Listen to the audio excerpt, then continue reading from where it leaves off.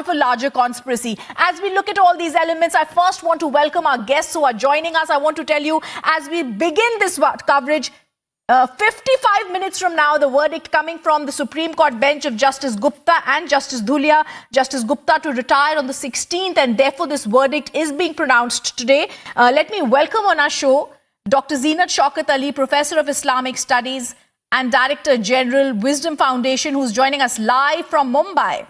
I also want to tell you we're joined by Firoz Bhakt Ahmed, who's also former Chancellor of the Maulana Azad National Urdu University, joining us from Delhi. I've heard both of them, and both of them very eloquently give forward their points. But before that, I want to go across also to our reporters. We have Harsha joining us from New Delhi. We have also Piyush Ohri joining us from Udupi to give us a ground situation of what happened on Feb of 2022 when we saw this protest broke out there. And first, Aneri is also joining us from Bangalore. Let me first go across to Gursimran, who's joining us. Gursimran, first tell me, what have you been hearing since around you? You've been covering this also with us as all eyes are on the hijab verdict. See, right now we are in Jammu. We are at the Ziyarat where we are joined by Maulvi Sawar Ali. We will speak to him how and what he feels should be the decision. See, they are the ones who have been into the religious education. मौलवी साहब, आप लगातार जो है मदरसों के ज़रिए education देते आए हैं. अब ये मसला क्योंकि काफ़ी बड़ा है, सुप्रीम कोर्ट तक पहुंचा, आज फैसला आएगा, बड़ा फैसला. तो किस तरह देखते हैं हिजाब को लेकर, आपकी क्या राय है? मैं तो यही राय दूंगा, सबसे पहले सुप्रीम कोर्ट जो फैसला करे वो बेहतर करेगा, गलत नहीं करेगा. जहाँ तक हिजाब का मसला है, हिजाब इस्लाम के अंदर बहुत ज़रूरी है. फॉर एग्ज़ाम्पल ले लो, स्कूल है, स्कूल में अगर हिजाब के लिए मतलब किन लोग जिसकी रोक टोक लगा रहे हैं, स्कूल एक इबादत गाह है. अगर औरत इबादत गाह में कहीं भी जाएगी, वो सिर नंगे जाएगी, तो वो मेरे हिसाब से अच्छा नहीं है. लेकिन जिस तरह से हमने देखा कि पूरी दुनिया में विरोध हो रहा है हिजाब के खिलाफ, ईरान में हमने देखा महिलाएं जो हैं काफ़ी देशों में बाहर आई, उन्होंने कहा कि हमें जो है ये पर्दा नहीं चाहिए. फिर उस बीच सवाल ये भी उठते हैं कि सोसाइटी आगे बढ़ रही है, उस बीच इस तरह के विचार. अल्लाह ताला कुरान के अंदर फरमाता है कि औरत का नाम ही पर्दा है, औरत पर्दे में रहे. हमने सबसे पहले अपने हर अपने मज़हब को मुद्दे नज़र रखते हुए पर्दा जो है बहुत ज़रूरी है. मैं ये नहीं कहूँगा इस्लाम में हर मज़हब ले लो, हिंदू मुस्लिम सिख ईसाई, हर एक मज़हब के अंदर पर्दा वो रखा हुआ है, पर्दा ज़रूरी है. लेकिन दलील ये दी जाती है कि पर्दा जो है वो सिर्फ स्कूल के बाहर तक हो, क्योंकि स्कूल जो है शिक्षा का संस्थान और वहाँ से धर्म को दूर रखा जाए. नहीं, स्कूल के अंदर तो शिक्षा मिलती है, वहाँ से हम कैसे दूर रख सकते हैं? एक अगर और बच्चा अगर सिर ढक के आराम अच्छे पूरा कवर कर गया स्कूल में, तो वो अच्छा लगेगा. So, Maulvi Sawar Ali is saying that he has full faith in the judgment of the Supreme Court, but expects that the religious freedom will be withheld. He said that if anyone is preaching the hijab inside the school, that is also justified for him. Yes. All right, Gursimran, as you've spoken, let me now also go across to Aneri, joining us from Bangalore. Aneri, I remember when this verdict came in the Karnataka High Court, you were reporting live from it. You also tried to speak at that time to the Advocate General.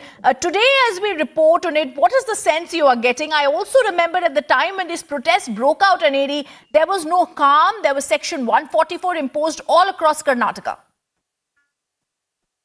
That's right, Radham. We see that at that time when the Karnataka High Court had also passed orders, we see that there was a lot of tense-like situation. But once again, we see that the security has beefed up across the Bengaluru city, and also at the same time, all the DCPs in the zones have also been instructed to make sure that no untoward situation takes place, and also make sure that we have a peace and harmony in the city. But also at the same time, there are a few sensitive areas, sensitive locations where we can see that some sort of thing could happen. And so extra forces have also been called in by the people here. And also at the same time, we see that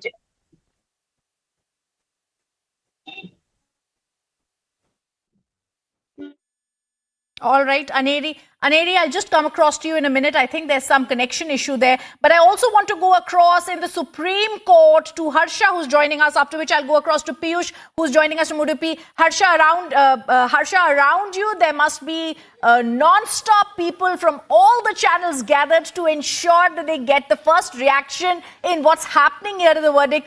Just take us around what's happening around you in the Supreme Court lawns, and how soon can we expect this verdict?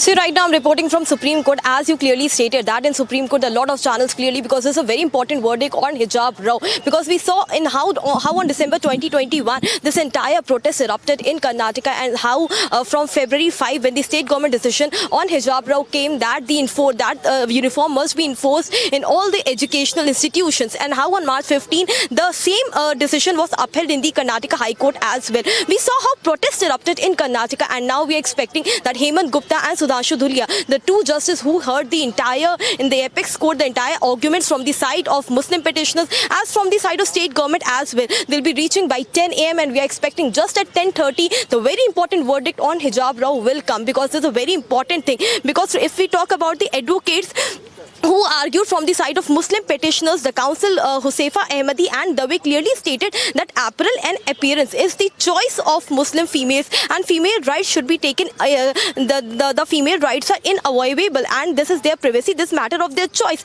In fact, they also stated about the Constituent of Assembly on secularism, about the freedom of expression, about the choice of religious practices they do, and Quranic verses as well, where they stated that hijab is a non-essential part and it is a matter of choice. It is a matter of privacy which should not be seen as well. But the law officers who were representing from the side of state government, they clearly stated that in the circular, which was clearly stated that the strict enforcement should be done on the uniform, which clearly didn't mention only hijab. They clearly stated that only and only uniform should be enforced. So there's a very important verdict. We are waiting at 10:30 a.m. sharp. The verdict will come on hijab row. Back to you.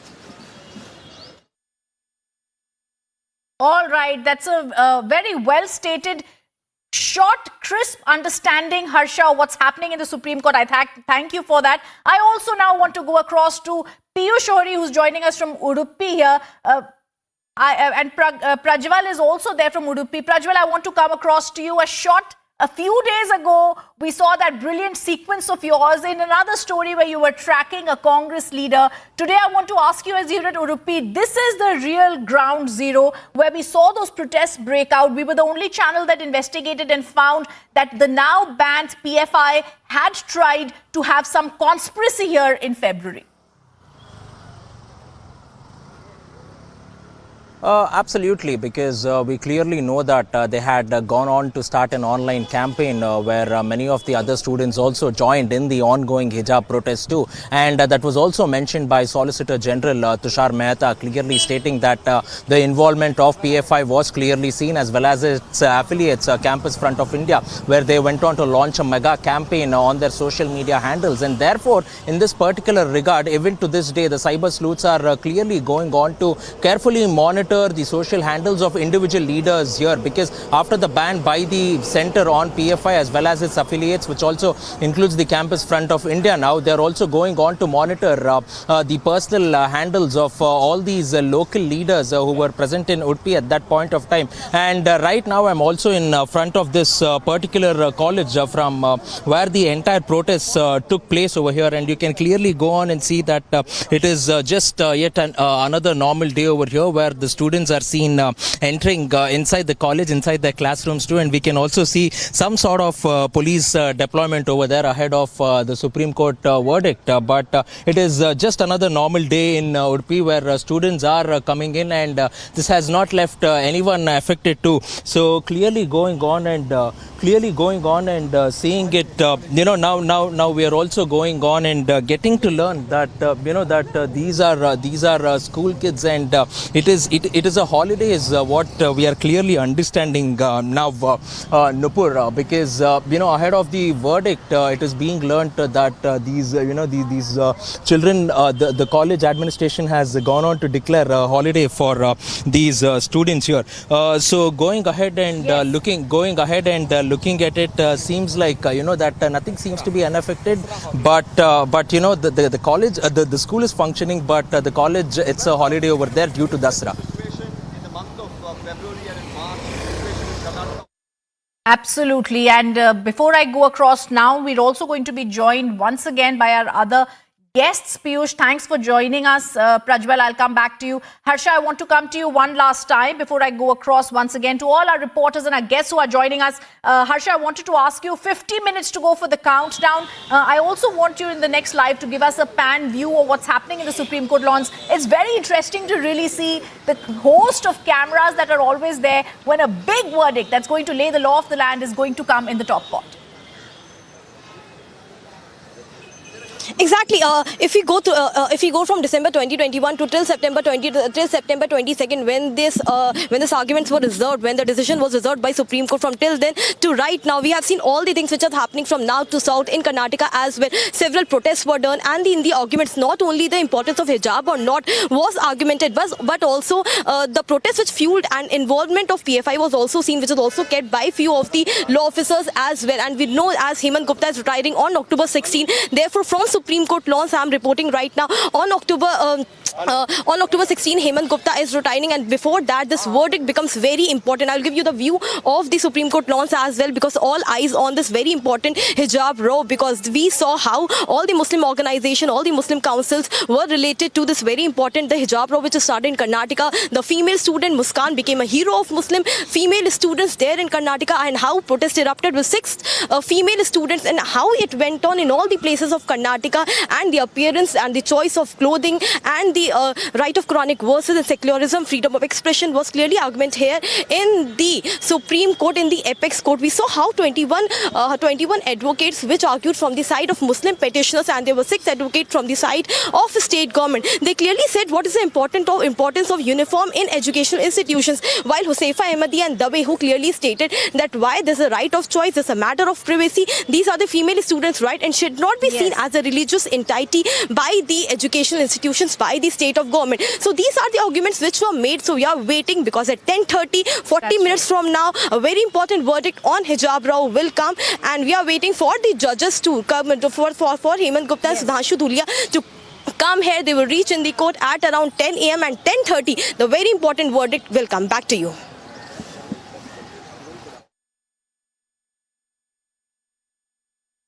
All right, Harsha, I want to now go across to Anuj also, who's joining us. Anuj, if we can get a sense of what's happening around you, like we just heard, 50 minutes to go for the countdown in the hijab case, where the Supreme Court is going to be delivering a landmark judgment on whether the government order that had said there will be a proper prescribed uniform in universities will continue, or whether they will say that hijab can be seen as an essential part of religious practices. Anuj, I also want to ask you, politically speaking, how are you looking at how this will be taken up by different political parties? Well, exactly. First, let me put it out that every eye is on the verdict, as we do understand that this is one of the most awaited judgment what we are waiting for, and this is going to happen at 10:30 when we will be getting the verdict that what exactly has happened. But on the other hand, as you pointed it out, and we understand that if we talk about the political ramifications of the same, we have seen the war of word among the politicians, among the parties, and now this is again going to be very like we should say a very jam-packed political reactions day, because after the verdicts come, this is going to be the political ramification of the same what we are waiting for. And as I pointed out earlier also, this is most awaited, one of the most awaited verdict which is going to come at 10:30. We are waiting for the update what exactly is going to happen, but as we do understand, we have seen it, being it Asauddin Owaisi, we have seen it Bharatiya Janata Party, we have seen the war of word among the leadership, and again this is going to come out with the same, but this is going to be at 10:30 when most awaited, or rather we should say one of the most awaited judgment is going to come out. Yes, back to you. Absolutely. As Anuj is giving us that update, it's a very important day that we are looking at. And viewers, before I go across to all the guests who are with us and reporters, I want to tell our viewers something that I noticed in the 10 days when the Supreme Court heard this in a marathon hearing. 21 lawyers appeared for the petitioners and tried to say hijab is an essential religious practice. One of the things that struck me, and something we'll be discussing during the day, even if the verdict is in either side, is when Huzaifa Ahmadi, senior advocate, had argued that these Muslim girls, if they don't wear a hijab and they will not be allowed to go to the classroom, it will put their education in jeopardy, which clearly showed the kind of conservative families they belong to, but also the orthodox outlook, which is something we'll debate over the day. But I also want to tell our viewers, this is one aspect of the arguments by the petitioners. The Muslim girls' lawyers tried to say that it's an essential religious practice. It'll be very interesting to see what the Supreme Court says on whether it's an essential religious practice. Then the government arguments. There were only 3 law officers who appeared for the government. There was the topmost law officer of the government of India, Mr. Solicitor General of India, Mr. Tushar Mehta, who appeared in this case. We also saw additional Solicitor General K.M. Natraj, who made his arguments, and of course the Karnataka Advocate General Prabhuling Navagiri, who also Aneri had spoken to earlier, who made their arguments. What is it that they said that is of importance before I go to my reporters is, it was for the very first time the Solicitor General in the hijab case stated there were constant messages on social media. This is with the pictures that are on the screen, and we'll go full frame to them soon, where the picture showed that that there was a protest that had happened in Udupi. This was not a spontaneous protest. It was a part of a bigger conspiracy. These girls had been used as a part of a bigger conspiracy. So a movement, it was stated, and we are showing those pictures from that day on what really happened. We were the only channel to investigate and try to come to an understanding about how the PFI had actually been behind this entire protest that had broken out in Udupi, and Section 144 had been imposed in Bangalore. The words of the Solicitor General echoed large in the top court when he said a movement started by the PFI in 2022 to start wearing hijab on social media was there, which was a part of a larger conspiracy. Keeping that in mind, viewers, we have to see what the court will say. I also want to go across back to our reporters who are with us. I want to first go across to Prajwal, who's joining us from ground zero, so as to say Udupi, where this entire protest started, where there were saffron shawls that were seen.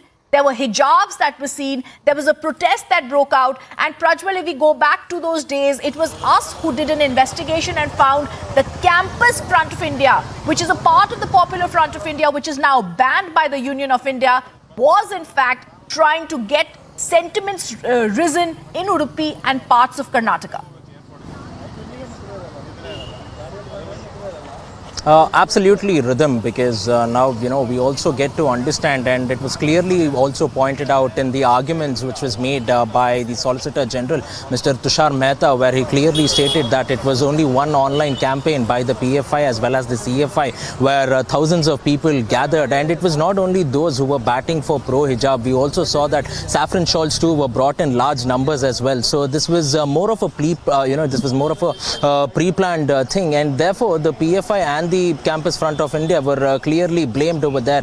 So clearly going ahead and looking at it, definitely these arguments have been spoken about and discussed by much and large in the Supreme Court. And on this note, we'll also quickly go across and slip into a short break, but do not miss this exclusive coverage on Republic. Stay tuned.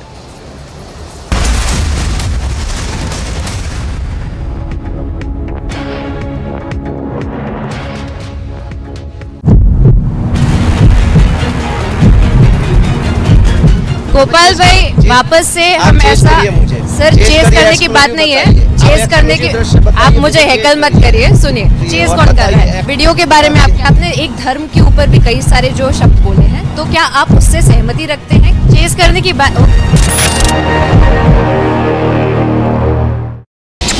2021, the Indian economy was all geared up. We are headed for greatness as a nation. We will be a superpower.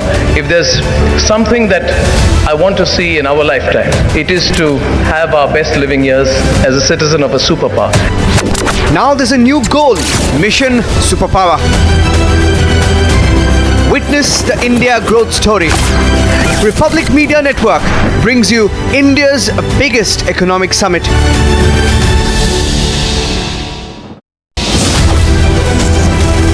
Steady amid recession.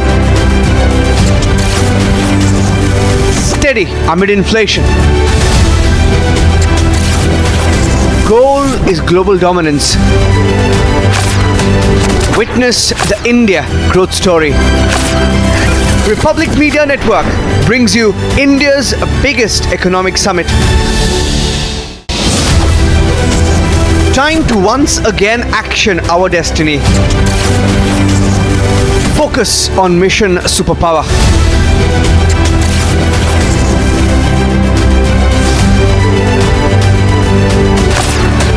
Witness the India growth story.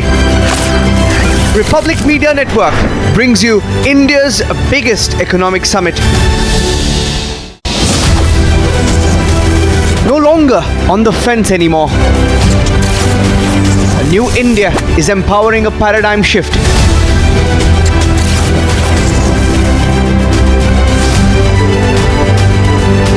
The mission now is global dominance. Republic Media Network brings you India's biggest economic summit. From an emerging economy, now the fifth largest economy in the world, India has seen exponential growth in the last 8 years.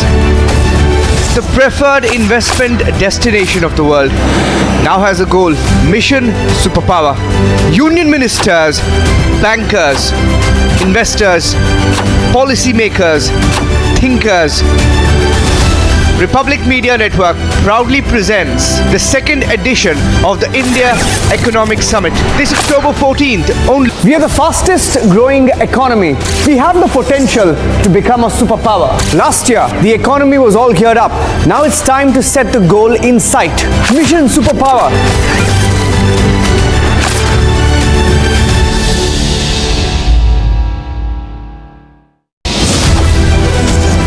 The world supermarket.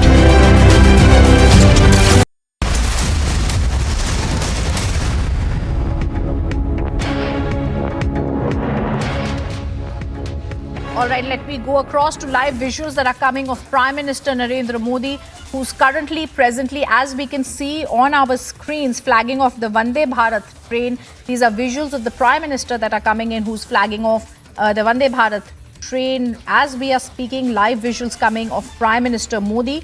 The Prime Minister had to flag off this express from Una to New Delhi, and he's currently flagging this off. He's flagging off the country's fourth Vande Bharat Express train, inaugurating a slew of development projects in Himachal Pradesh's Una district. And the Prime Minister is also dedicating the IIT Una to the nation, laying the foundation stone of bulk truck park in the district, was also stated by them. He's flagging off this inaugural run of the new Vande Bharat Express from Andhra to New Delhi. And like I said, the fourth Vande Bharat train to be introduced in the country. We can see the Prime Minister there waving, and this is an advanced version compared to the earlier ones, being much lighter and capable of reaching higher speed in a shorter duration. So a big move forward for the country, as well as the Prime Minister's flagging of the Vande Bharat Express in Una today. And this is also something that has equipped viewers with advanced state-of-the-art safety features for the commuters who are going to be travelling from Una to Delhi. The Prime Minister on our screens flagging off the train.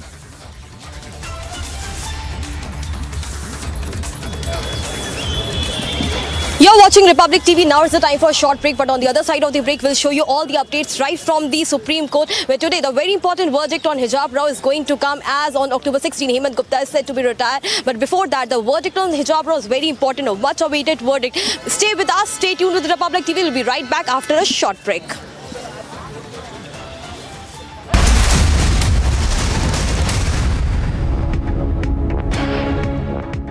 Mission superpower is the goal. Now it is time to get there. Policymakers, economists and new business leaders assemble on one platform. A platform that puts the spotlight on India's race to global domination. A platform where the most pressing questions are discussed. A platform that celebrates the country's exponential growth. Republic Media Network proudly presents the country's biggest India Economic Summit this October 14th, only on Republic TV. Mission superpower is the ultimate goal. There's no stopping the India story.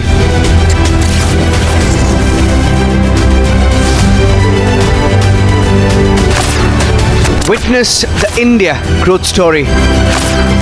Republic Media Network brings you India's biggest economic summit. It's the Diamond Jubilee of the Indian Air Force and celebrations are on at Jammu and Kashmir. 2 women in Kerala were murdered and buried in a horrific case of human sacrifice. Over 200 families in Assam's Dhimaji district have been affected by floods due to heavy rainfall.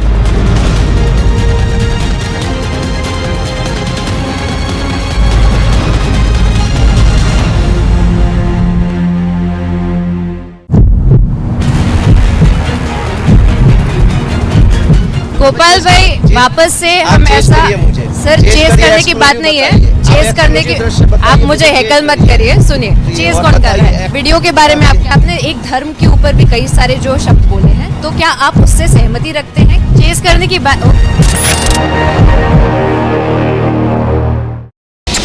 2021, the Indian economy was all geared up. We are headed for greatness as a nation. We will be a superpower. If there's something that I want to see in our lifetime, it is to have our best living years as a citizen of a superpower. Now there's a new goal, Mission Superpower. Witness the India growth story. Republic Media Network brings you India's biggest economic summit.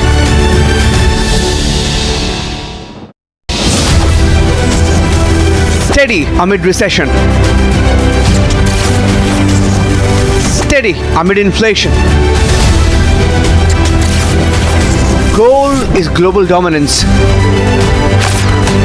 Witness the India growth story. Republic Media Network brings you India's biggest economic summit. Time to once again action our destiny. Focus on Mission Superpower.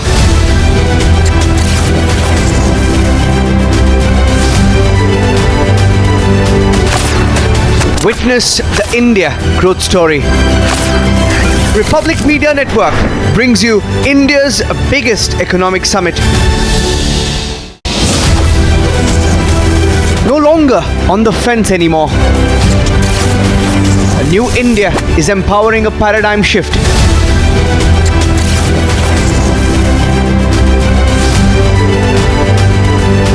The mission now is global dominance. Republic Media Network.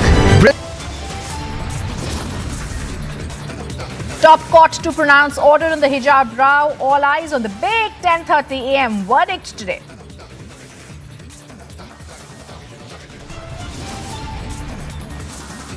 Ten-month-long hijab row likely to conclude today. Two-judge bench to deliver the judgment.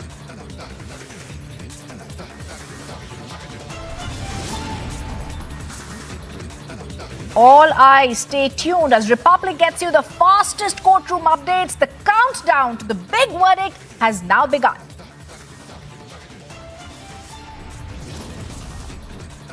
India awaits the hijab verdict. All eyes on the historic and landmark verdict.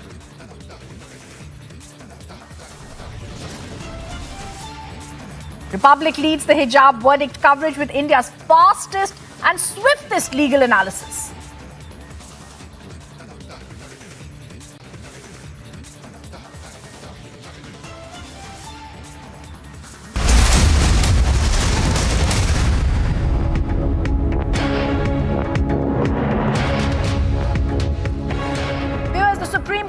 To be pronouncing its verdict in the hijab ban case, and we're going to see whether the government order is going to be upheld, whether there's going to be any observations on the role and the conspiracy of the PFI in starting those so-called non-spontaneous protests in Udupi, or whether the court is going to say that hijab can be seen as an essential religious practice in Islam. As we're going to see all the sides today, it's roughly 25 minutes from now when the bench of Justice Gupta and Justice Dhulia is going to pronounce its verdict. We have with us guests, we have reporters from across India, whom I'm going to go across to. Piyush is on our screens. Sambhav is there as well as Prajwal, who just gave us a reaction live from Udupi, where we are showing the rather deserted campus today, but we're going to see what happens during the day. I first want to go across to Sambhav, who's joining us from the top court. Sambhav, tell us what's happening at the Supreme Court. Anytime there's a verdict, we see around the Supreme Court lawn several cameras, camera persons, reporters, some lawyers walk in. So just give us a 360-degree view of the Supreme Court,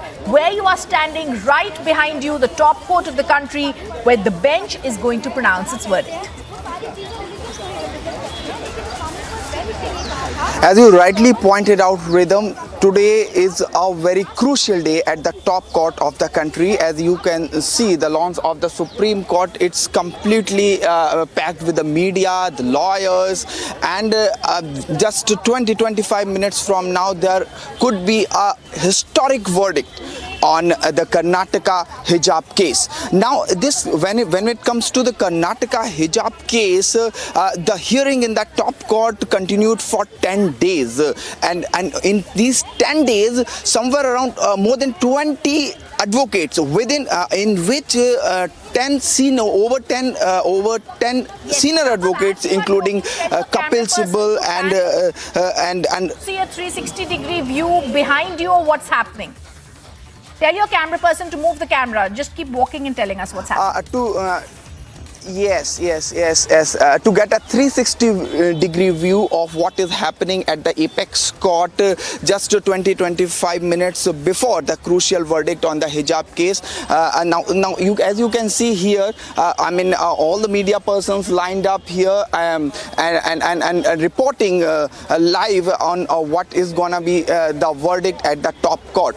And apart from it, a series of lawyers, as you can see here at the lawn of the Supreme Court, at the gate number D of the Supreme Court. There is a lot. General, we do reporting every day, but today is a different day. As you can see, a lot of people, there is an anxiety, there is a curiosity what is gonna be the verdict by the top court today, and it is and mind you, Rhythm, the impact of this verdict is gonna be not just in India, yes, but it could be seen abroad also, as there is a protest going on in Iran, okay, and in India, there could be to go inside the courtroom, because it's already 10:07. So I'm going to let you quickly go inside the courtroom to get us the first updates of what's happening inside. Tell us about how packed the courtroom is, who are the lawyers already present, because viewers, there were 21 lawyers who were present for the petitioners. As Sambhav had earlier told us, in this case, for 10 long days, our legal reporters heard the entire gathering of what was happening in the court. We're also going to, Sambhav, ask you how quickly the lawyers assemble and how jam-packed the courtroom it is. So I'm waiting for that update first on Republic TV from you in roughly 22 minutes from now. Let me also go across to others joining us. Thank you, Sambhav, for being with us. Piyush is also patched from Delhi with us. We also have Piyush Ohri from Thiruvananthapuram who's joining us. So Piyush Ohri, I'll come to you first. Piyush, across India, all our reporters are joining us because this case will have, like Sambhav said, pan-India ramifications. We're talking about Islam. We're talking about the law of the land being stayed. What's happening around you?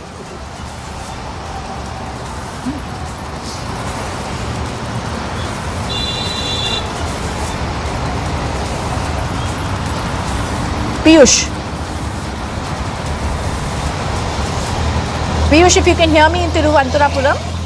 Piyush?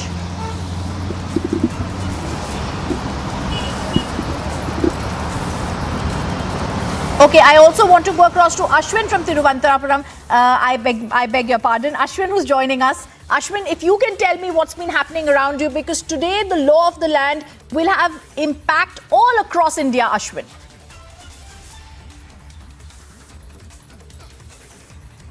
Absolutely, Rhythm, because it was on December 27th when the issue cropped up at the Udupi PU College, after which the matter had reached the High Court. And when the matter had reached the High Court and the High Court gave its verdict, after which there were 25 organizations which had filed the petition in the Supreme Court against the order given by the Karnataka High Court.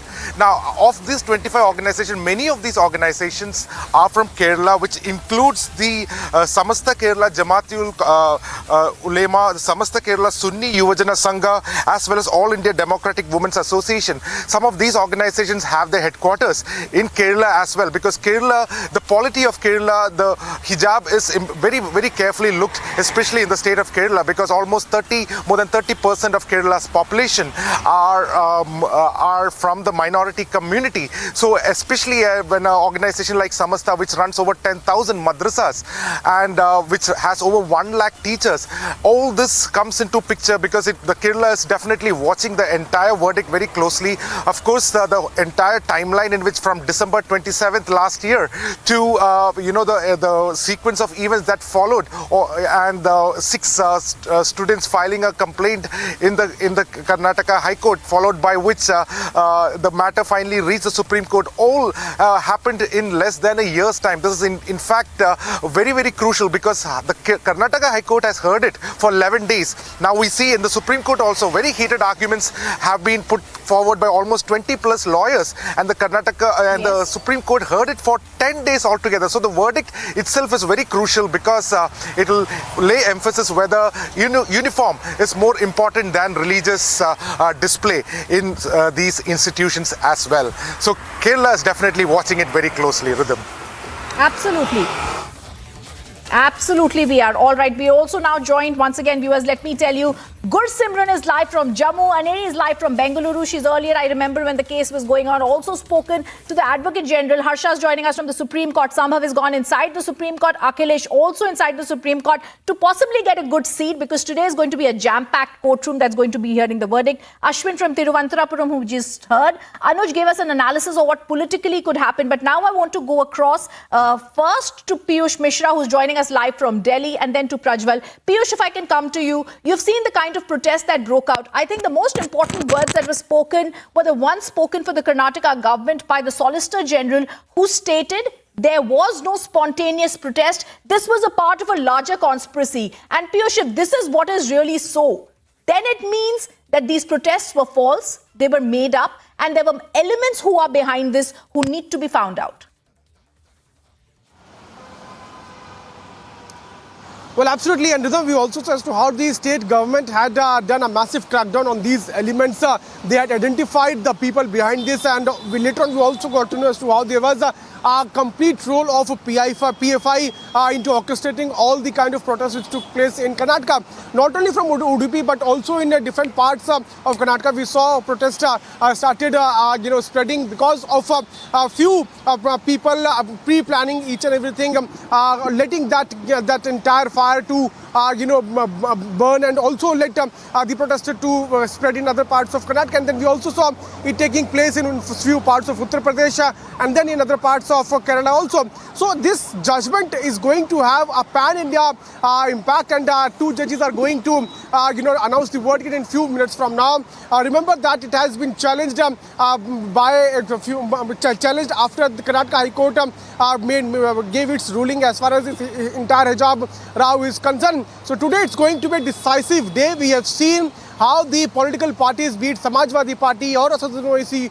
or few elements from Congress Party, they had come out and they had defended, they had said that this government just wants to do Hindu-Muslim. But here the question is about uniformity. It's about the uniform of students, be it in schools or colleges. So it is going to have a pan-India ramification. We are still waiting for the updates. We are getting to know that the lawyers have started reaching there to the Supreme Court. In a few minutes from now, we will have that big verdict on hijab. Absolutely. Thank you, Piyush, for that. He's joining us from New Delhi. I want to go across to Prajwal and Udupi. And earlier also, viewers, we told you we were the only channel to investigate what was happening on ground in February before this Karnataka High Court verdict came. There were protests that broke out. The Solicitor General said they were not spontaneous. We saw saffron shawls. We saw hijabs being worn. And a lot of people really said in Udupi, as Prajwal is joining us, earlier before this, there was no such hijab controversy. It was only manufactured. But we let the top court decide. Prajwal, I want to ask you, we've seen several lawyers speak today, and we've seen Salma and Khurshid appear for the petitioners. Dushyant Dave make arguments. The real picture they are trying to say is that the government order that said there needs to be a prescribed uniform in universities is illegal. It's ultra wires. Around you, first tell us what is the scene. And we also remember this is the place where first Section 144 had been imposed. Absolutely, Rhythm, because now if you look at it, everything seems to be absolutely calm. And right now, just outside this college where the entire protest had taken place, due to Dasra, the college has, there has been a holiday declared for the college. There has been security deployment too, which we can see where the cops are there. And apart from that, looking at how the entire institution is, it seems to be completely deserted and only a few administrative staff who have come in today. So all said and done, there were a lot of conspiracy which came to light, where two parties also clearly went on and fought with each other. But all said and done, now we will have to wait for the big verdict, which is just over 15 to 20 minutes away. And on this note, we'll quickly slip into a short break. But more news and updates regarding this big verdict, which will be pronounced by the Supreme Court shortly. Stay tuned.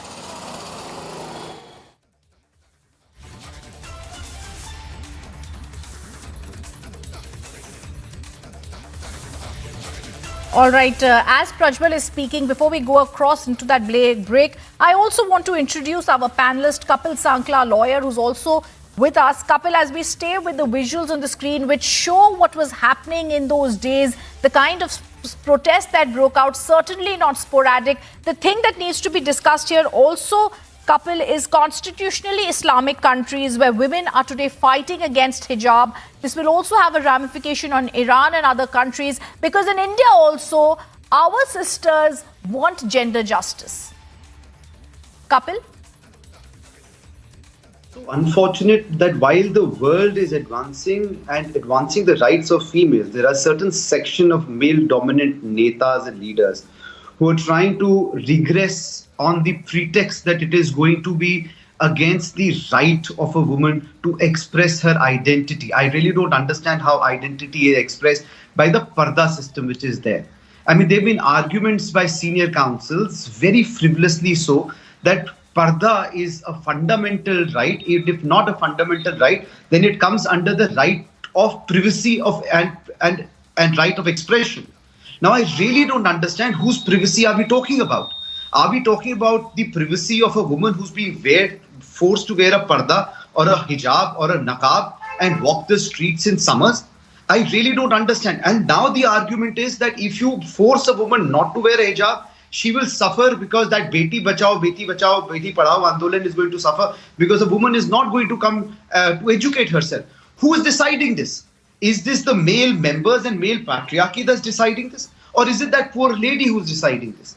Now, you had Muslim dominant countries and countries, developed countries like France, that have put their foot down and said that there is no more hijab, we do not want it.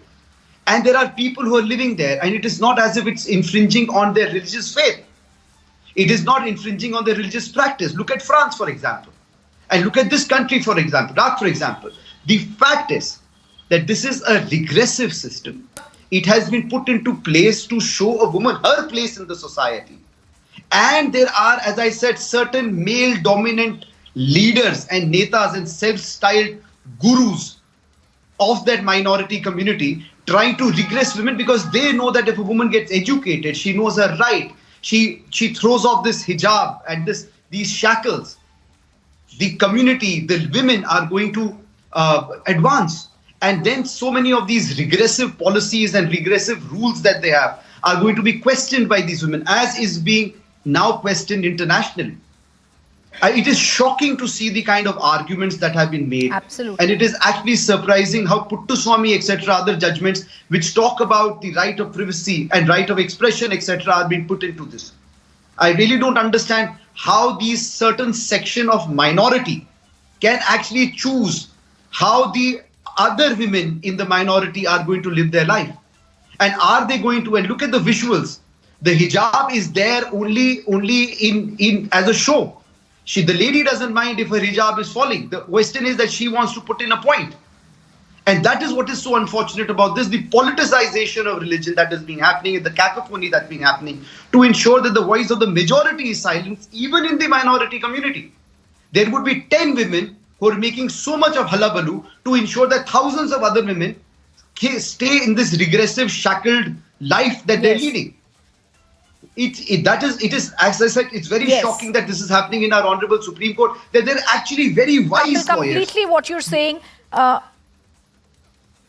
completely agree with what you are saying. I also want to now go across to other guests who are joining us. But viewers, before that, let me just quickly update. In another 11 minutes from now, we're going to be seeing, and pictures on the screen showing how, first I want to speak about them, the anti-hijab revolution, which Kapil was talking about, which began in Iran. The way women said, we will stand for this revolution. We want to break away from the shackles of this, and we want to get freedom from this. This all started and erupted after there was a death that was seen in Iran that caused all the Muslim girls there to be speaking up. There was a complete revolution that started when Mahsa Amini, 22, died in the Iranian capital of Tehran after spending 3 days in a comatose state post her arrest by the so-called morality police. As all eyes are going to be on the top court to see what happens next, the visuals speak their own truth.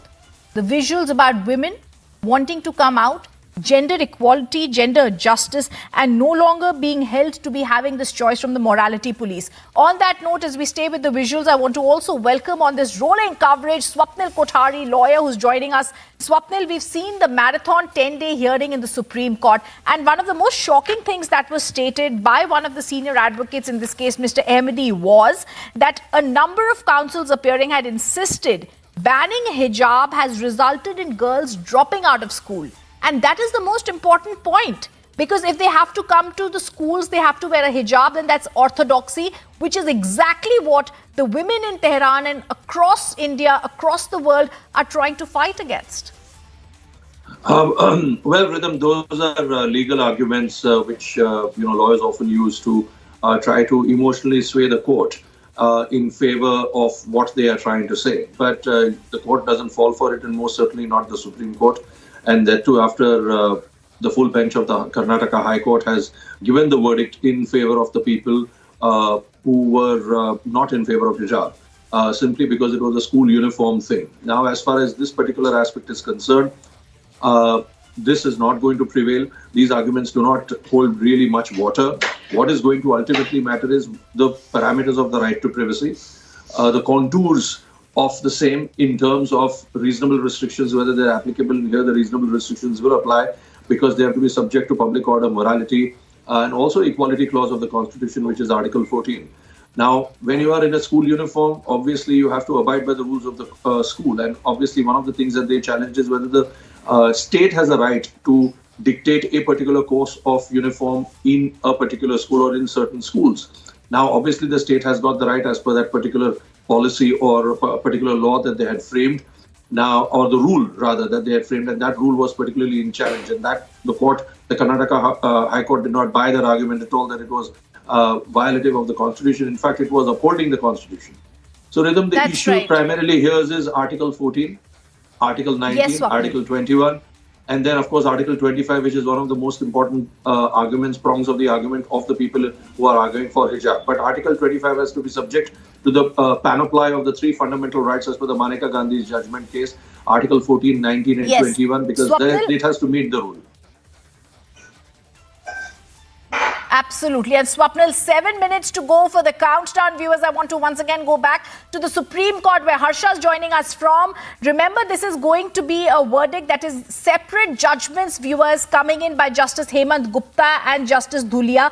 This is very critical to note, because what's going to happen with this is we're going to hear either concurring judgments or we're going to see a dissent that has to be seen what's going to happen. But viewers, let's tell you, as this breaking news update is coming in, that today we're going to be getting two different judgments from the Supreme Court. One is of Justice Hemant Gupta and the second of Justice Sudhanshu Dhulia. We have to see what happens as our lawyers continue to be with us, our panelists continue to be with us. Let me also tell our viewers, arguments by the government not only stated that it's the PFI that was behind this not so-called spontaneous protest, but India saw large-scale protests by Muslim women at that time who took to the streets earlier in Karnataka beyond. There was questions whether it was for the right to wear hijab hijab or whether they wanted gender justice. But more recently, like we just told you, in Iran also, those protests had broken out. Let me also, viewers, tell you, the Karnataka Advocate General, who'd also made arguments, there were only 3 law officers religious practices.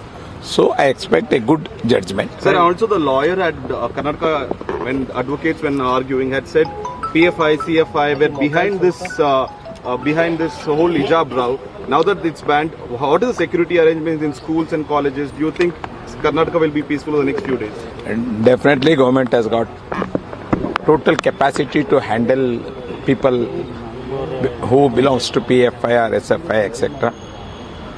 And you also know that when the judgment came from the High Court, there was no problem at all, law and order problem. And we have government has capacity to handle it. Thank you, sir. Sir, immediate we will have tea there. We will start the meeting after the meeting. 1 ಗಂಟೆ ತನಕ ಹೋಗುತ್ತೆ. ಎಲ್ಲ ಭವಿಷ್ಯ ಇದೆ.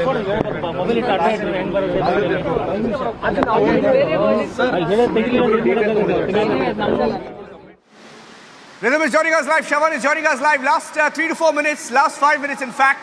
Last 5 minutes, all the action in Udupi, all the action in Bengaluru. You just heard the Karnataka Education Minister there. Let's show all the windows. Let's show our reporters live right now. 8 reporters from 8 different parts of the country which have seen the best and worst of it. The biggest protests, the biggest voices speaking out. Rhythm, today the Campus Front of India is banned. The Campus Front of India, which we exposed, which admitted on Republic TV camera that they didn't play a back role, but they were pushing these students from the front. They are not in existence anymore. The Campus Front of India is an outlawed group with the Popular Front of India. So the radical extremist hand was always there, was always proven, was laid out on the floor of the court. The court was told that the Campus Front of India was involved. Rhythm, what are you hearing from inside the courtroom? Rhythm, Republic is inside the court and Rhythm will tell us how all right, we can expect let's tell our the viewers, so as we stay, 4 minutes to go, Niranjan. Niranjan, 4 minutes to go for that verdict, and I can almost feel what's happening and the pressure and the tension that's building up in the Supreme Court. This is in Court 6 in the top court of the country. Court 6 is in a corridor, so I can almost imagine the lawyers walking towards the Supreme Court, that particular courtroom, to try and see out of curiosity what will happen.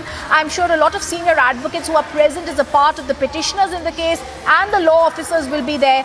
5 minutes to go for the mega hijab verdict. Let's also tell you, we're being told, since it could be a jam-packed courtroom, it's one of the courtrooms in the corners, in the corridors of the Supreme Court. One has to walk a bit of a distance to reach there. So as we are stating this, I also want to tell you, for the first time I'm seeing chairs, we are being told, are put outside the courtroom because they're expecting a lot of lawyers. There are lawyers standing outside the courtroom. For now, there are, we're all waiting for the verdict to come. But I also want to tell our viewers, what is the Supreme Court going to do today? Another bit of information that's breaking for us and we need is, there are separate judgments that are coming from the 2-judge bench that heard this case. Justice Hemant Gupta is said to give one judgment. He's going to be retiring on the 16th. And Justice Sudhanshu Dhulia. So as this is coming, let me also tell our viewers right now, outside the courtroom, already there are jam-packed people trying to walk in. We're going to get a sense in around 3 minutes to now as to what the court says. So how does this really work, viewers? Before we go across to give you the contours of the judgment that had earlier been explained by Harsha, we're joined by Aneri in Bangalore, who spoke earlier, like I said, to the AG. She covered the protest at Udupi. We have Prajwal at Udupi right now. Ashwin joining us from Thiruvananthapuram. Harsha giving us those updates from the top court and the corridors of the court that are going to be giving out details, Niranjan. I just want to tell our viewers what happens before this 3 minutes is there's palpable tension in the air in the Supreme Court. The judges will first assemble. So the first update you're going to see on Republic TV is judges have assembled. The second update is going to be the judges are pronouncing the verdict. But we have to be very careful, Niranjan, because there will be 2 verdicts possibly. There could be a dissenting or a concurring view. So we shall be first giving out whichever judge chooses to begin the verdict. It's possible Justice Hemant Gupta does, since he's retiring. After his pronouncement, we're going to wait carefully to see what is stated by Justice Dhulia. So it's first going to be seen whether the government order that had come out giving a prescribed uniform in the universities in Karnataka is going to be upheld or it's going to be set aside? Niranjan, I first want to get in a sense from you because you've also been a very important part of this coverage, and I've seen how the investigation by PFI was so critically covered right here on Republic TV. Rhythm, we have less than 120 seconds left, and let me tell you, Rhythm, when this happened in February, March earlier this year, our entire focus was on getting to the bottom of what really happened in Udupi. Why did those 5 or 6 students come out? Who were supporting them? Or was there a hidden hand? Were there external forces playing a role? How is it that for decades a rule that existed suddenly became controversial and protests erupted one fine day outside the gates of the school? It's not like hijabs were not allowed inside the campuses. They were. Hijabs were allowed inside the campus. It's not like hijabs were not allowed inside the cafeteria, inside campus. It was. So it's only the classroom, Rhythm. It's only the classroom. For example, Rhythm, I can't tomorrow walk into a classroom with a saffron shawl on my shoulder inside a classroom that prescribes a uniform. That's just not allowed. It's as simple as that. And I think the Karnataka High Court went into the details of whether the hijab is essential practice to any religion.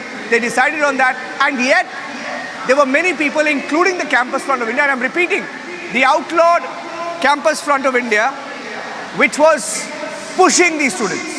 They said on record, I'm going to keep all our reporters on screen right now. Let's keep all our reporters on screen. When the news breaks, you will see it on the screen.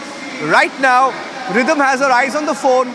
She's going to keep looking at that phone, and she will tell us the moment she sees something. So I'm going to keep talking. Prajwal is in Udupi, right outside that college where the protest took place. The college which became global headlines. And all of them, the same hypocrites who are saying nothing about Iran, are the ones that made it a global headline. Sambhav, our correspondent, has just put in an update. Rhythm, the bench is not assembled yet, he says. Chairs put even outside the court. Number 6, Rhythm, if you can tell our viewers what this means.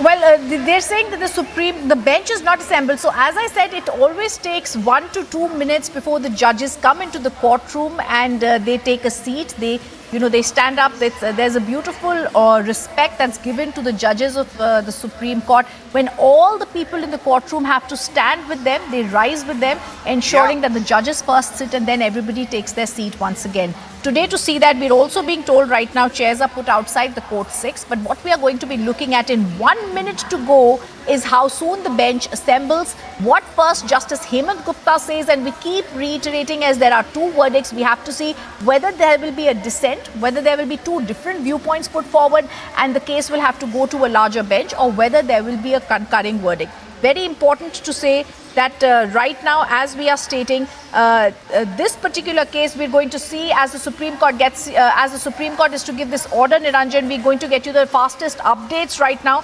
In the Supreme Court, there's also going to be a decision that is there on whether essential religious practices can be seen here. We're going to see that whether Supreme Court is going to say that this is a part of Islam, or whether the Supreme Court will today go ahead and state that the government order is updated. All right, let's go across to Shravan joining us from the Delhi newsroom. Shravan, a big verdict in the Supreme Court today. Shravan, you've done maximum breakings on the PFI. Even as this is happening, there's a crackdown on PFI, as we are being told today. And in the Supreme Court, the words of the Solicitor General were so clear. The PFI was behind these protests that were not spontaneous, that had broken out. Well, in fact, Rhythm, it's important to understand the entire timeline. When did the protest actually begin and how did it all start?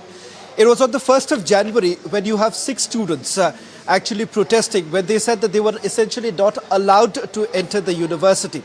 The fact of the matter is that moments later, there was a press conference that was conducted, and from one particular university, it did actually spiral even before the Karnataka government order came in. That was sometime in February. Now, what turns out is that, as the Solicitor General had basically pointed out in the court itself, that there is someone really behind it. And who's this someone? I think so. Niranjan has got some update. All right, I want to just give out an update and interrupt you for a minute. I just want to interrupt you because we're being told the Solicitor General of India, the country's topmost law officer, Tushar Mehta, is also now present inside the courtroom. As we say, stand by for the hijab verdict. We also tell you several lawyers are already gathered there. There are big senior advocates who are present there. 21 lawyers had appeared for the petitioners. Now we are being told Solicitor General is there, and more breaking news that's coming in. The bench has now assembled. So as we are waiting, any moment now, the Supreme Court, we're going to be hearing this. Any verdict, any moment now, the Supreme Court will start pronouncing this order. So Solicitor General Tushar Mehta present in Court 6. The bench is already assembled. This is a bench that has 2 judges in it. Justice Hemant Gupta, who's going to be retiring by the 16th of October, and Justice Sudhanshu Dhulia. A very there is a divergence of opinion. Rhythm, there is a divergence of opinion. There is a divergence of opinion. Rhythm, there is a divergence of opinion. Very big breaking news as we there is a divergence of opinion. There is, like we thought, there is a divergence of opinion. Breaking news on Republic, which is very clear, Niranjan. It's going to be seen divergence as of opinion. A split verdict. We are breaking this down first. There is going to be divergence of opinion verdict in this case. So there's going to be possibly Justice Gupta and Justice Dhulia. Split verdict, Rhythm. Split verdict. Let's put it on the screen. Let's put it on the screen. Current judgment. Divergence of opinion. Divergence of opinion. It's a split verdict. It's a split verdict, Rhythm. Why don't you tell our viewers, Rhythm? I'm going to put those details on the screen right now. There's a divergence of opinion. Divergence of opinion. And let's change the details on the screen right now. Divergence of opinion. It's a split verdict. What does this mean to them? All right, so let's tell our viewers, like we're saying, the Supreme Court delivering the judgment on the petitions that challenge the Karnataka High Court verdict, dismissing the batch of petitions filed, the Karnataka High Court verdict had dismissed the batch of petitions filed by the Muslim girls. Everyone is already gathered inside the courtroom. Justice Hemant Gupta has begun pronouncing this verdict, and he says there is a divergence of opinion. He says, in my order, I have framed 11 questions. So we're going to quickly go across to what Justice Hemant Gupta is saying. The first of these questions is going to be on whether the appeal should be referred to a constitution bench. As we are speaking from the Supreme Court, Justice Gupta begins this verdict. He's the senior judge on the bench who's going to be retiring soon. So he begins and says there is a divergence of opinions. He's framed 11 questions, which is crucial to see now. And there's going to be a split verdict. The judgment pronouncement is underway as we are waiting. There's a divergence of opinions as we are stating and breaking for our viewers right now. We can also see what Justice Gupta is now stating. Judges framed 11 questions. And continue stating what our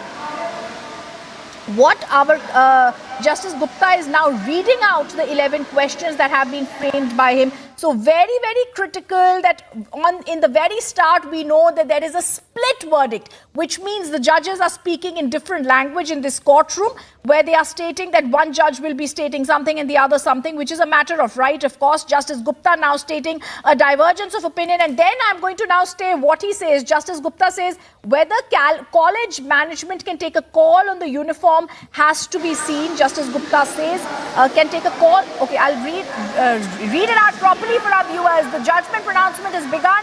Justice Gupta says whether the college management can take a call on uniform of students and if wearing of hijab can be restricted and is violative of 25, Article 19 and 25 is mutually exclusive. Whether government order infringes upon the fundamental right. Viewers, I'm reading out the 11 questions that have been framed by the Supreme Court, Justice Hemant Gupta, in the hijab ban case, where he says there are 11 questions. So what this really means is, first, there's a split verdict. So breaking news update. This case is going breaking to be news update. To a constitution. Should the matter be referred to the constitution bench? Justice Gupta dismisses the petition. Justice Gupta dismisses the petition. What does that mean to them? Justice Gupta dismisses the petition. All right, so let's tell our viewers, Justice Gupta has therefore stated that this petition that was questioning the government order dated 5th Feb 2022 has been dismissed, which clearly means he believes that this government order is upheld. So the first development coming in from the Supreme Court is that they believe that the government order is upheld under the Karnataka Second judge is reading his judgment, Rhythm. Karnataka. Second judge is reading his judgment. Yes. Sorry, so I'll keep butting in whenever there's an update. Read out by Justice Dhulia as we are speaking. Justice Gupta has first dismissed the petition. It's possible, as there's a split verdict, Justice Dhulia, who's reading the judgment, is possibly going to say the court probably took a wrong path here. Justice Dhulia questioned the Karnataka High Court. Justice Dhulia questions the Karnataka High Court. Justice Dhulia says, I have set The aside court the probably Karnataka High Court order. All right, so the breaking news coming it's a matter of choice is what Justice Dhulia says. Let me put this down, Niranjan, for our viewers. There is a two-split verdict. Niranjan, if I can just tell our viewers, breaking news on Republic TV, split verdict in the Supreme Court in the hijab ban case. Justice Gupta now comes forward and says that he's upheld the government order, which says there needs to be a prescribed uniform. The other judge on the bench, Justice Dhulia, has stated he sets aside the Karnataka High Court order, quashes the government order, and this is why there is a split verdict coming in the hijab case. So it's not possible that any conclusion will be reached in this controversy on the hijab case, but today a split verdict where Justice Dhulia says he does not believe the Karnataka High Court order should be upheld and the government order. So big news coming from the top court, but a split verdict broken first right here on Republic TV says that in the hijab row, one judge says that they believe the government order was correct and sacrosanct. The other judge believes that the Karnataka High Court order and the judgment needs to be quashed. And as I'm speaking, let me also tell you, viewers, Justice Dhulia says, I respectfully differ with the opinion of my brother judge. So all these updates coming in when Justice Dhulia says venturing into the ERP was not needed and the court took a wrong way. It was just a question of choice. So Justice Dhulia is giving out reasoning as to why he stated this. He says a girl child in areas does household work and chores before going to school. We are making her life better by doing this, and therefore I have respectfully deferred. In this case, only dealing with Article 19 and 25. He also says it was just a question of choice. I have held the ratio in Bijoy Manual squarely covers the case. One thing which was topmost for me was education of the girl child. Viewers, when such a verdict comes, the judges have roughly 5 minutes to give out their viewpoint. It's very clear there is a split verdict. It's very clear they're going to be giving out another 2 to 3 utterances in why they have come out with this verdict, and that's exactly what they are trying to do here, where they've referred and they've deferred in this. And both the judges are saying that split verdict is there in this case. Justice Gupta has dismissed the petition, but Justice Dhulia says only for the education of the girl child. He believes that the Karnataka High Court order and the government order need to be quashed, as well as the Karnataka High Court. What does this really mean? Viewers, after the government order had been challenged in the Karnataka High Court, the Karnataka High Court had dismissed that challenge and stated that hijab is not an essential practice in Islam. They'd also stated that this particular matter should go to the Supreme Court. They did not make these utterances on whether hijab is an essential religious practice or not. They were it's the top court that had to be coming to a decision. But today, as Justice Gupta has dismissed this and given grounds for this, we really have to see. Justice Gupta has also now said, in view of the divergent opinions, let the matter be placed before the Chief Justice of India, who is going to be deciding on how this matter needs to proceed for future directions. Advocate Ijaz Makbool and Tushar Mehta in the courtroom, they are now joining the lawyers in wishing Justice Gupta pleasant retirement. Remember, Justice Gupta demits the office tomorrow. Viewers, as I can say, the hearing in the Supreme Court is now complete. The order pronouncement, I would say, is complete. Let's break this down for our viewers. Once again, split verdict in the Supreme Court. Justice Gupta upholds the government order dated 5th Feb 2022. Justice Dhulia believes he's deferring from it and says that the education of the girl child is more important, and therefore he's deferred and said the government order was not correct. Niranjan, it's going to possibly be now the Chief Justice of India that's going to be looking at this case and going to be deciding what needs to be done for appropriate directions. But the big news coming in is today there's no finality to the entire hijab question and the row. We have to see how this proceeds forward. Is a larger bench going to be deciding this? Is a 3-judge bench going to be deciding this? As all our friends continue to be with us, lawyers are quickly going to be joining us to give an analysis. Once the complete judgment is out, we're going to be speaking. But Niranjan, today's split verdict shows that there is no answers that are clearly going to come out on the hijab row ban.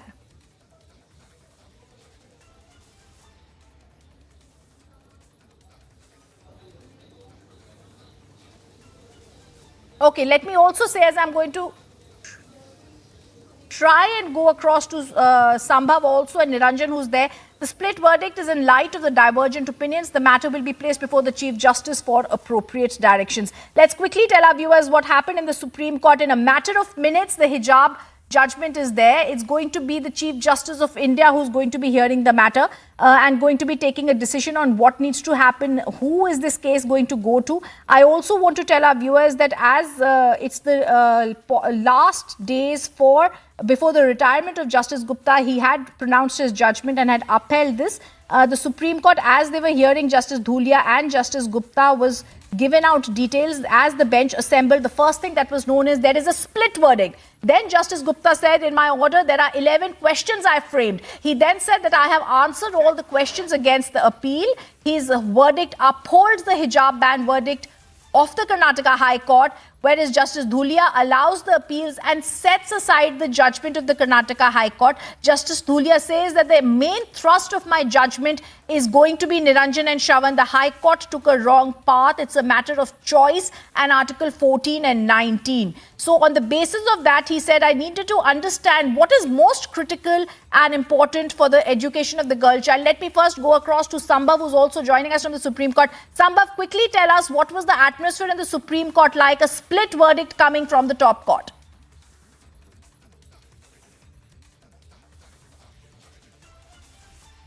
Who have come out and Sambhav has just gone there to the lawyer who has come out here, and we will just go to the lawyer because after the decision there are so many lawyers who have come here. Let me go across to the lawyers. It has been pronounced today. It is a split judgment. It is a split judgment. Honorable Justice Hemant Gupta has quashed the GOs of the Karnataka government and he has dismissed the appeals, wherein Justice Gulia, he has deferred and he has allowed the appeals. He has allowed all the appeals. And the 3 points where he has allowed the appeals are, he has emphasized on the Bijoy manual judgment of the Supreme Court, and further he has left this issue to the lady. He has left it on his choice. Lady's choice, Justice Gulia has emphasized that the choice has been left to the lady. Whatever she wants to wear, she can wear. And the third thing which he has emphasized in this judgment is that he has emphasized on the education of the girl child. He has said how the girls in the villages and how the girls in the remote areas, they work, they have to assist their families, then ultimately they go to the school. So it's very important for the girl child to have her education. So he has emphasized on the education of the thing which he has emphasized in this judgment is that he has emphasized on the education of the girl child. He has said how the girls in the villages and how the girls in the remote areas, they work, they have to assist their families, then ultimately they go to the school. So it's very important for the girl child to have her education. So he has emphasized on the education of the girl. He has emphasized on her choice, and he has depended on the Bijoy manual judgment, which has upheld this practice where a lady can put whatever covering. I appeared. One of the petitioner was Charanjit Kaur, in which she was a Sikh lady. She was saying that when I have this choice, then other girls and other ladies and other ladies from the various communities, they should have all this choice also to cover their heads while they are going to schools or wherever or which place they are going to. So, my name is Aftab Ali Khan. Thank you very much. Thank you. This ultimately has been referred to the CJI for constitution of the larger bench. आज का judgement आज का जो judgement था हिजाब का, बहुत दिन से जिसके ऊपर इंतजार था, वो आज जज ने कोर्ट ने प्रोनाउंस कर दिया है और इसके अंदर स्प्लिट जजमेंट आया है. इसमें ऑनरेबल जस्टिस हेमंत गुप्ता साहब ने उसको जो है अपील को जो है उन्होंने डिसमिस करा है और जीओ वगैरह जो थे कर्नाटका गवर्नमेंट के उसको अपहेल करा है. लेकिन justice Gulia honourable justice Gulia ने डिफरेंट व्यू लिया है इसके अंदर, इस मैटर के अंदर, और उन्होंने इस मैटर के अंदर उसको अपील्स को अलाउ करा है और उन्होंने 3 पॉइंट्स के ऊपर इसको मेन एम्फेसिस दिया है. उन्होंने एक तो बिजॉय मैनुअल का जो जजमेंट है सुप्रीम कोर्ट का, उस पर रेफर करा है, और उसके बाद उन्होंने ये जो चॉइस है, जो अपना सिर के ऊपर किसी को हिजाब रखना है या किसी को कवर करना है, ये लेडी का अपना चॉइस है, तो इस पॉइंट के ऊपर भी उन्होंने एम्फेसिस दिया है. और तीसरा पॉइंट जो इम्पोर्टेंट उन्होंने बोला है कि जो बच्चों की तालीम और एजुकेशन का मामला है वो बड़ा इंपॉर्टेंट है, और बच्चों की तालीम के लिए हमें ऐसा कोई काम या ऐसी कोई चीज जिसमें उनकी एजुकेशन के ऊपर रुकावट आए, तो उस चीज का उन्होंने एम्फेसिस दिया है कि ऐसा कोई काम जो है उसके खिलाफ है, बच्चे की एजुकेशन के खिलाफ है. कोर्ट ने इस मैटर को अब आगे के लिए रेफर कर दिया है. वो उसके अंदर अब लार्जर बेंच के लिए रेफर करने के लिए उन्होंने आगे भेज दिया है इसको, बिकॉज ये एक स्प्लिट जजमेंट है, तो आगे ये डिफरेंट बेंच अब आगे इसको सुनेगी. सर एक बार अपना नाम भी बोल दीजिए. मेरा नाम Aftab Ali Khan. All right, as Aftab Alam, lawyer, now speaks about what's happened inside the courtroom, he says there's a possibility that the case will now go to a larger bench. We're still waiting for the Chief Justice. Ijaz Maqbool on our screens. Let's hear him.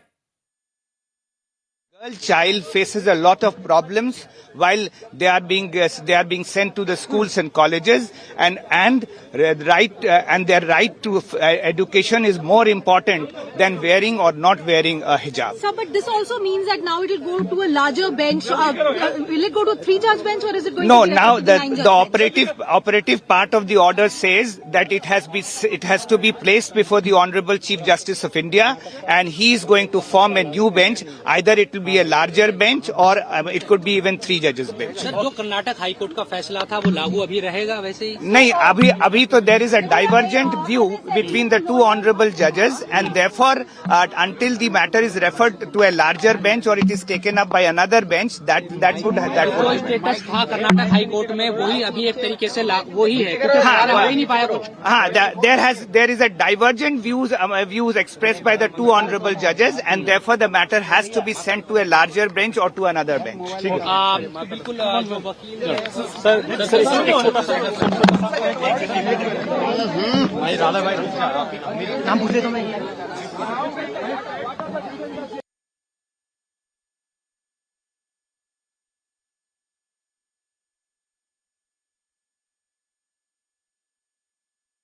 All right, viewers, as we stay with our lawyers who continue joining us from the Supreme Court of India, I want to tell our viewers that as the split verdict has come out, Justice Gupta has stated in this case that he wants this case and the government order to be upheld. However, Justice Dhulia says for certain reasons he wants the government order to be quashed, as well as the Karnataka High Court. I want to once again replay the reactions coming in from the Supreme Court lawns. We've just heard right now Ijaz Maqbool speaking, who has now stated, who as the petitioner's lawyer has given out concisely what has happened. I'd like our reporters to get Ijaz Maqbool separately also to be understanding what he stated. Aftab Alam also spoke out. The petitioners have now stated that they are going to be looking at what the Chief Justice orders. So what are the options now in this case? सरकार section 131 के तरह यह regulate या delegate करके हिजाब पर ban का order पारित कर सकती थी, नहीं कर सकती थी.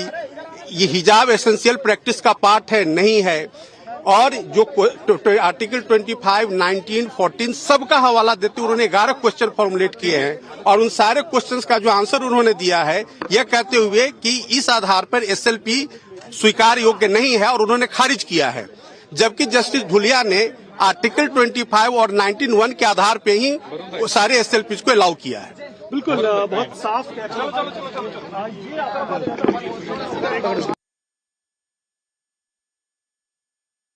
Viewers, one by one, we can see several advocates walking into the Supreme Court as the breaking news comes in from the top court of the country. There's a split verdict. Justice Gupta says the government order was correct. However, Justice Dhulia has quashed it. Setting it aside, let me also go across now to lawyers who spoke. There's Ijaz Maqbool who'd spoken out right now, stating the options ahead, and as well as others. I'm trying to go across to also our lawyers. All right, Sambhav is going to be getting Ijaz Maqbool. If we can go back to the Supreme Court lawns, see what's happening there and get a sense of what the lawyers are going to say, because it's a split verdict from the top court of the country.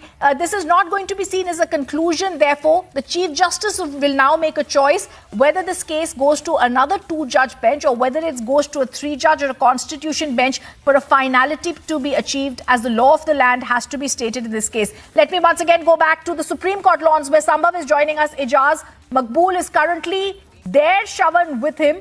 He's a senior lawyer who's appeared in the case for the petitioners in this case, and very correctly he said that the options ahead are going to be whether this case goes to a 2-judge bench or whether it goes to a larger bench, Shavan.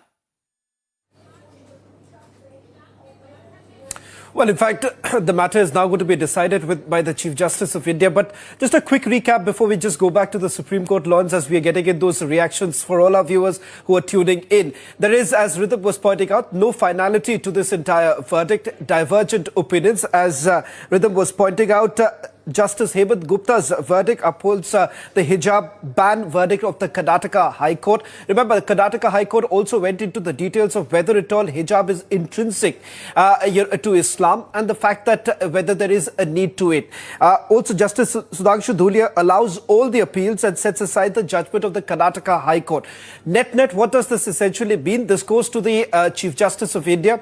It is the Chief Justice of India who's going to be deciding whether this is going to be a larger bench, a three-judge bench, or more than that. Let's just see, it's there's a split verdict. There's a differing opinion between the two honorable judges. Justice Hemant Gupta has made certain issues. He has framed 12 or 13 issues, and he has held that the order passed by the GO of the government of Karnataka and the order passed by the Honorable High Court was correct. Justice Dhulia respectfully differs with his opinion, and he has based his judgment on the ground that a girl child faces a lot of problems while going to schools and colleges. She does the chores of her house and before she joins the college and school, and therefore the court has held, and he has allowed all the petitions, set aside the GO passed by the government of Karnataka and set aside the order passed by the Honorable High Court of Karnataka. Now the question is, Justice Gupta said, let the matter go to the CJI. No, the operative part of the order, which is of both the honorable judges, it has gone. The matter will be placed before the Honorable Chief Justice of India for a new bench to be formed. It may be 3 honorable judges, or it could be a bench of 5 honorable judges. Though we had contended before this division bench that this is a matter which requires consideration by a constitution bench, because it raises an important question of constitutional law for the first time, and it has to be examined by a bench of five honorable judges under Article 145(3) of the Constitution. Will the ban remain as it is in Karnataka, or what implications and other things will be right now? No, the order of the High Court would still remain till the matter is taken up by a larger bench, and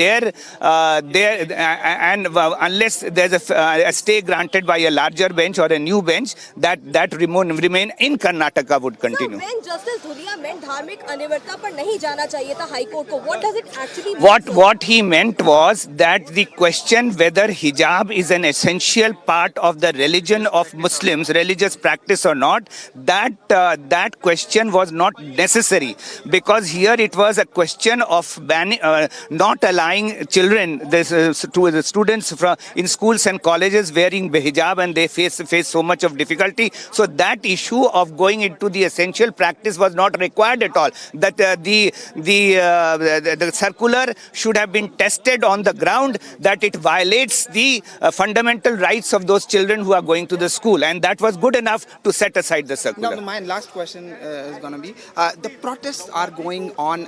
Protests are going on in Iran. On the other hand, we are pleading for hijab at the apex court. How do you see this? I mean, is it so important? The hijab is so important that you see, let's not talk about other countries, and let's not get into this today. Let us only concentrate on what is. See, ours is a secular constitution. Our constitution permits everybody to do what there's a right to freedom of expression under Article 19(1)(a), and there's a right to life under 21. The fundamental rights are more important than these of yours, that Iran mein aisa ho raha hai or wahan aisa ho raha hai. They are in fact not secular countries. They have their own problems, but our country is governed by a constitution where this right is given to every citizen of this country. Just one thing I want to add on here. I mean, we are a secular country, but having said that, we cannot deny the dress code in the schools. How do you see this? The children are not saying that they will not wear the school dress. They are, in fact, you will be seeing many Supreme Court lawyers coming with their band coat and band and their gown, but they also wear a hijab above them, so their scarf above in their this thing, and therefore the girl child in those schools are wearing their uniforms, and therefore they should not be banned from that. That was our contention. There's a differing opinion between the two judges.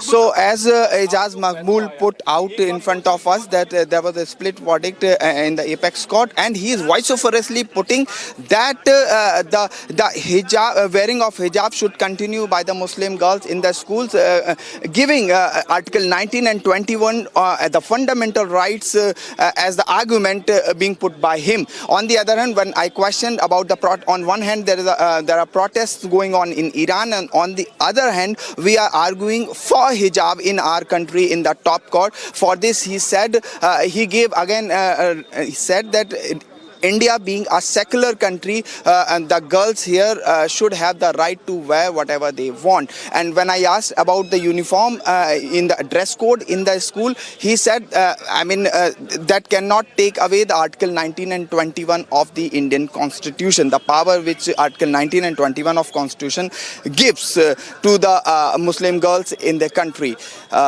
With video journalist Shah, this is Sambhav Sharma from the Supreme Court of India, Delhi.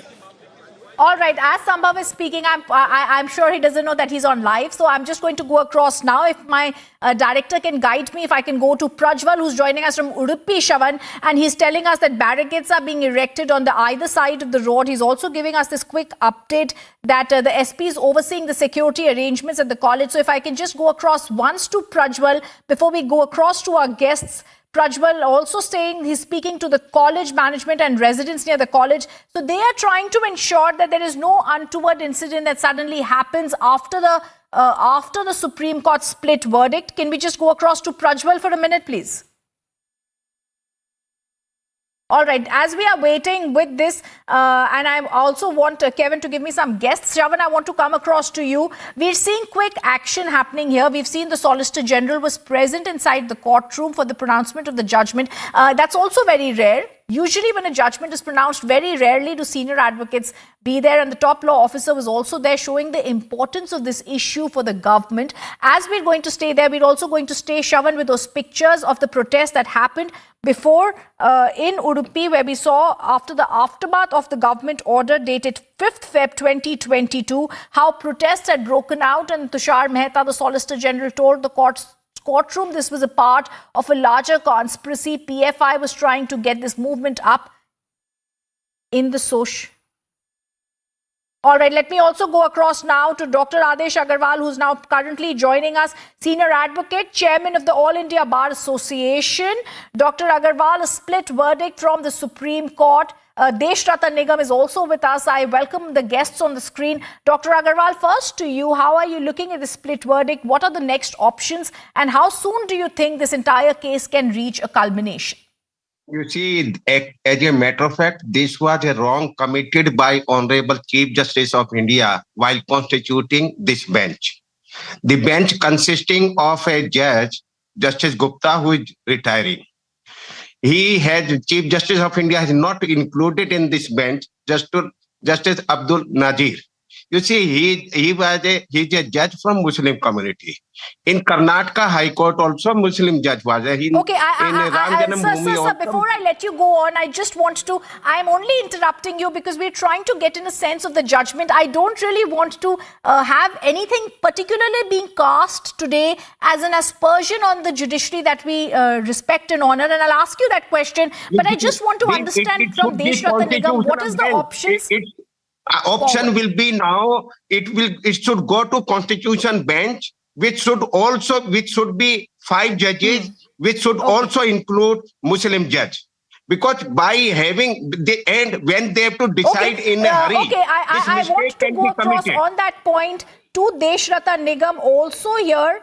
Deshrata Nigam, you were also earlier seen, in this hijab verdict, what's been happening in the Supreme Court. The options before the Supreme Court, like Dr. Agarwal did tell us, is going to a larger bench. But seeing the viewpoints that had Deshrata Nigam been put forward by the Solicitor General, one, there was in Iran, there are these anti-hijab revolutions that have started. 2, they seem to be a part of a larger conspiracy by the now banned PFI. How quickly do you think we can get some culmination of an order? In fact, Rhythm, that issue which the Solicitor General said was noted down by the Karnataka High Court in its judgment, that this was not a natural protest, but an orchestrated, manufactured protest and suddenly started. And then later we came to know that it was Campus Front of India, which was a part of it, part of PFI also, which has been banned now. Now it will all depend as and when it is constituted. The larger bench, which could be 3 judges bench, or it could be more, 5 judges bench also, but normally it could be 3 judges bench, that can go into the question. But I don't see that this is happening so soon, because this requires complicated questions of facts and law, and that have to be gone. Because what Justice Dhulia noted was that whether this hijab was an essential practice of Islam or not, the High Court should not have gone into. But the fact remains, this was the argument addressed by the pro-hijab lawyers in the court. It was not the court's creation. So what happened was an argument which was put forth by the pro-hijab lawyers, and in the Supreme Court they flip-flopped and went on to the fundamental rights, whether it's a part of fundamental rights and whether there can be reasonable restrictions or not. So those two aspects are there. And the education of a girl child, will hijab supersede the kitab, is a very fundamental question. And once again, let me point out, hijab was not banned. Simpliciter. It was not allowed in the classroom in deference to बनना चाहिए, क्योंकि सरकार के पास अपना कोई vision नहीं है, सरकार के पास अपना कोई टारगेट नहीं है मुल्क के लिए। सरकार को देखिए आप, मनमोहन सरकार से लेकर अब तक जो आर्थिक नीतियां हैं, जिस तरह से ये विफल हुए हैं और जिस तरह से इन्होंने सारी सरकारी संपत्तियों को नीलाम कर दिया है, बेच दिया है, निजी हाथों में दे दिया है, वो अपने आप में एक मिसाल है। ये इतना कर्जे में है सरकार। आज आरबीआई की रिपोर्ट आई थी कि 2035 तक अगर सरकार आज से मेहनत करना शुरू करे तो 2035 तक जाकर ये कर्जा कहीं ना कहीं मुक्त हो सकता है। लेकिन सरकार तो उस पर सोचना ही नहीं चाहती, सरकार तो उस पर देखना ही नहीं चाहती, क्योंकि सरकार ने अपने पूंजीपति दोस्तों को इतना बढ़ा दिया है, उनसे पैसा ले रही है, उनको दे रही है, वही काम चल रहा है। कर्जा ना देने की बात सोचते हैं, ना आगे देश को बढ़ाने की बात सोचते हैं। हाँ, मीडिया के अंदर, सोशल मीडिया पर एक ऐसा हवा खड़ा कर दिया है कि साहब हमारा देश जो है विश्व गुरु बन गया है, हर आदमी कर्जे में डूबा हुआ है और हम विश्व गुरु हैं। ये तो ऐसा हुआ कि साहब हम जो है, कहते हैं ना कि वो एक भोजपुरी मिसाल है कि साहब जिंदगी झंडवा फिर भी घमंडवा।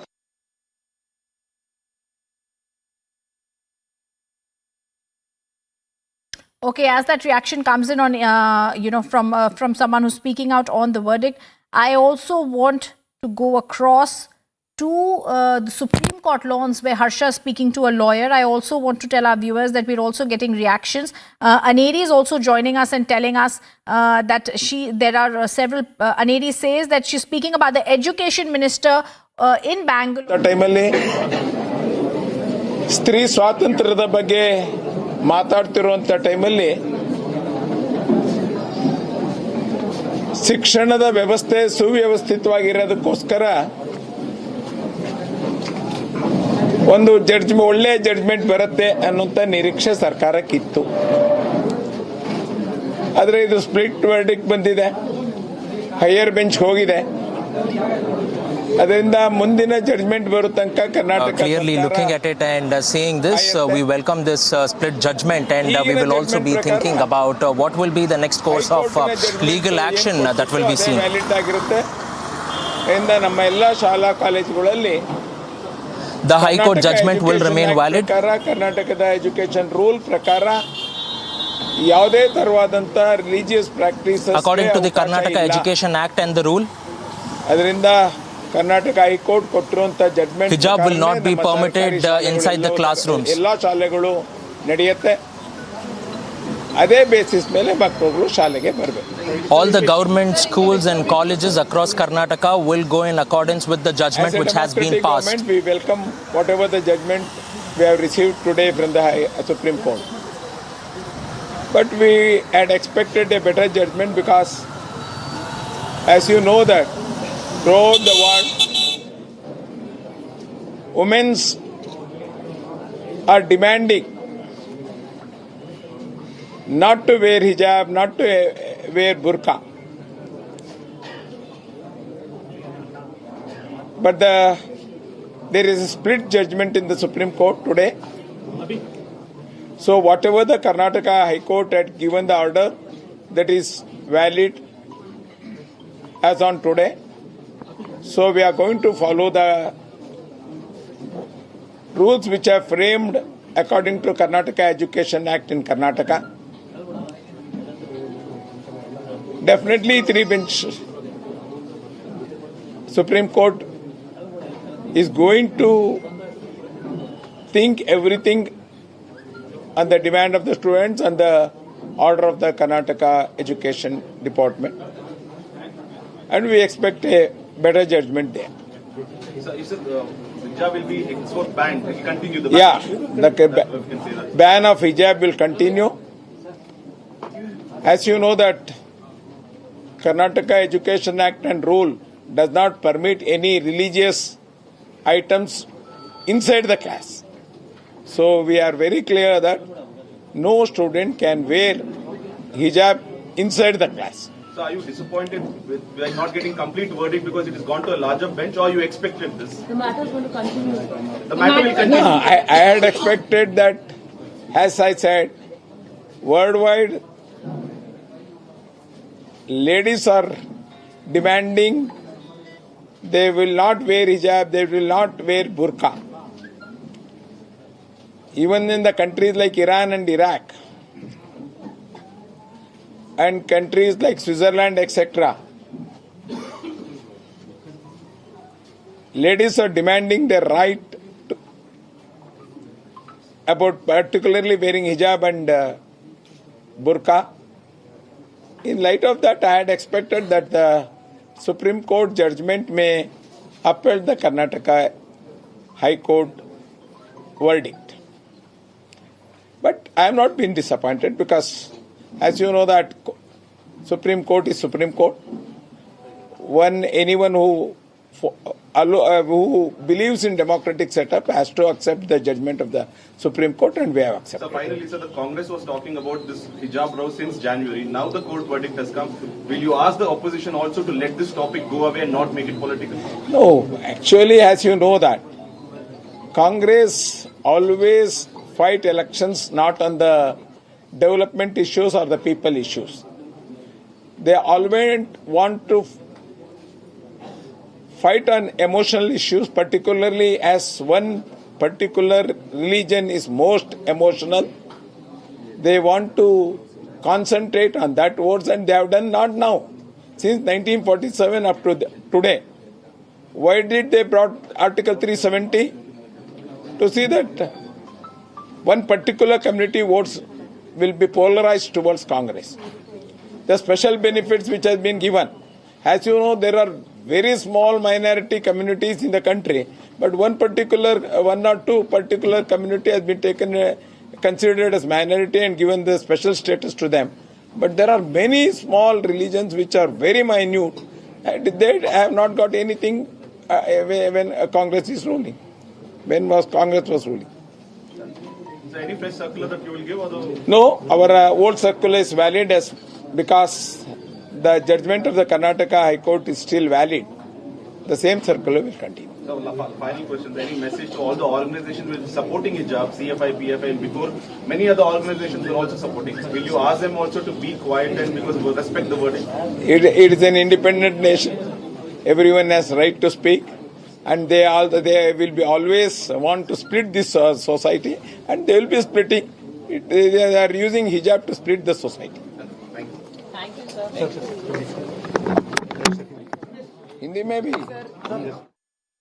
All right. As the Karnataka Education Minister says, as they welcome the judgment, he's also saying that the hijab ban will continue. We continue to be joined by Shravan Sen in our Delhi newsroom. We have Ashwin from Thiruvananthapuram. Prajwal, I want to come to you for a quick word. Like you were telling us, security beefing up at the very place where protests had erupted in February this year.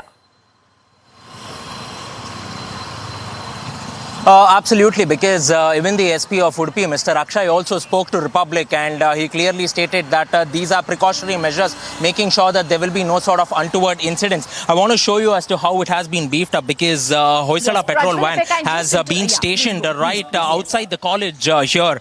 So clearly going on and looking at how things are going by, we are also seeing cops, senior cops who have been deployed over here and make sure that there is no sort of untoward incident. And also the residents over here were also quite, they were quite they were worried about the entire fact whether there will be any sort of unrest in this particular region as well. So immediately as soon as they went on and voiced out their opinion, there was also security personnel who were put outside the college. We can also see some barricades which have been put right in the middle of the road to make sure that there will be some smooth movement of traffic here, and people will not come in large numbers as well. And it is now being stated that large groups cannot be left to assemble in front of the college, because if more and more number of groups come and assemble in front of the college, there might be some sort of law and order problems over here. And the SP has stated that the entire cops, the cops in the region, all the आगे यही उम्मीद है हमको कि न्याय होगा। और आज का जो फैसला है उसके बारे में क्या कहना है सर, जो ये स्प्लिट वर्डिक्ट है? तो उसमें भाई दो जजेस ने अपनी अपनी राय दी है। एक ने, जस्टिस गुप्ता ने ये तो नहीं बताया कि उन्होंने किस बिना पर अपील से डिसमिस करने का प्रस्ताव रखा, लेकिन यह है कि वो तो उनका जजमेंट पढ़ के हमको पता चलेगा क्या सवाल उठते हैं, क्या संवैधानिक सवाल उठते हैं, ये उन्होंने हमको बताया। वो संवैधानिक प्रश्न 11 उन्होंने हमको पढ़ के सुनाए। जस्टिस धूलिया ने कहा कि उनके ख्याल से ये जो सवाल था वो धर्म और धर्म के लिए क्या एसेंशियल है उसका नहीं था। ये सवाल जो था वो शिक्षा के अधिकार का था, ये सवाल था फ्रीडम ऑफ एक्सप्रेशन का, ये सवाल था धर्म के अधिकार का।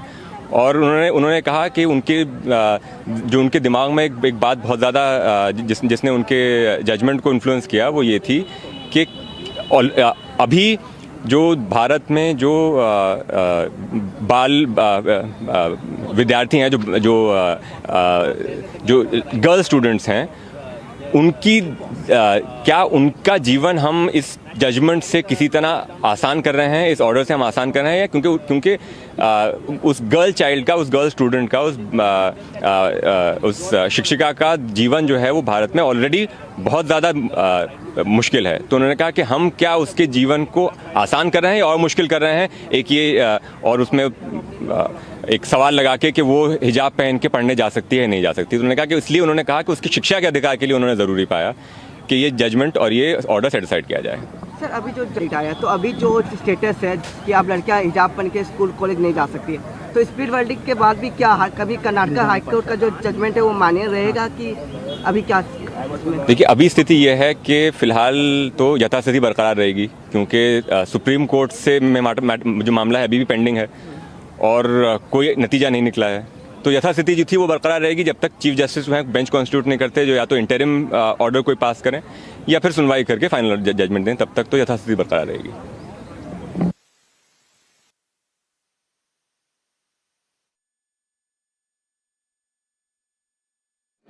व्यक्ति को वैयक्तिक रूप से वो लोग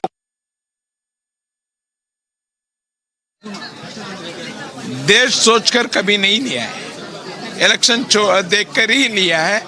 वह इलेक्शन के लिए एक कम्युनिटी का मत के लिए वह लोग सब बात करता है। मैं इस कांग्रेस को कुछ एडवाइस करने के लिए इच्छा नहीं करता है, मगर कांग्रेस का बात सुनकर उसका जीवन को कौन कौन खराब कर रहा है उसको मैं एडवाइस करने को इच्छा करता है। वह कांग्रेस का बात मत सुनो, पीएफआई का बात मत सुनो, एसएफआई का बात मत सुनो। आपका जीवन 99.9% छात्रों ने क्या निर्णय लेकर हमारा शाला और कॉलेज को आ रहा है, ऐसा ही आप भी आ जाओ, शिक्षण पूरा करो, आपका पैर के ऊपर आप खड़ा रहो। सर, हम अभी भी देख रहे हैं कि तालिबान हो या फिर कई और कंट्रीज में हिजाब या फिर बुर्का के अगेंस्ट प्रोटेस्ट हो रहे हैं, तो आप उस पे क्या कहना चाहते हैं? आप किस तरह से देखते हैं, क्योंकि अभी भी कर्नाटक हाईकोर्ट का जो इंटरिम जजमेंट है वो अपहेल्ड हुआ है? यही बोल रहे हैं ना मैं, Karnataka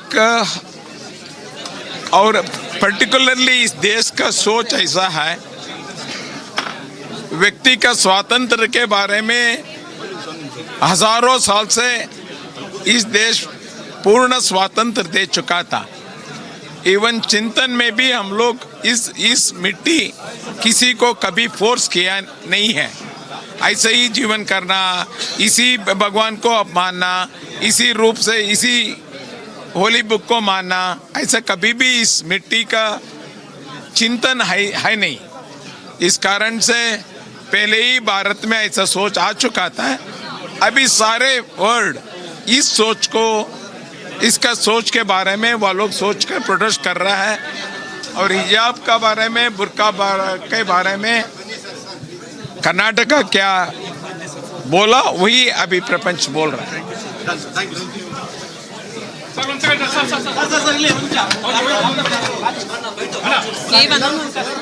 All right, let me first go across to Aneri, who's joining us from that press conference where the Education Minister was asked questions by Republic TV. Aneri, you put pointed, pertinent questions to him.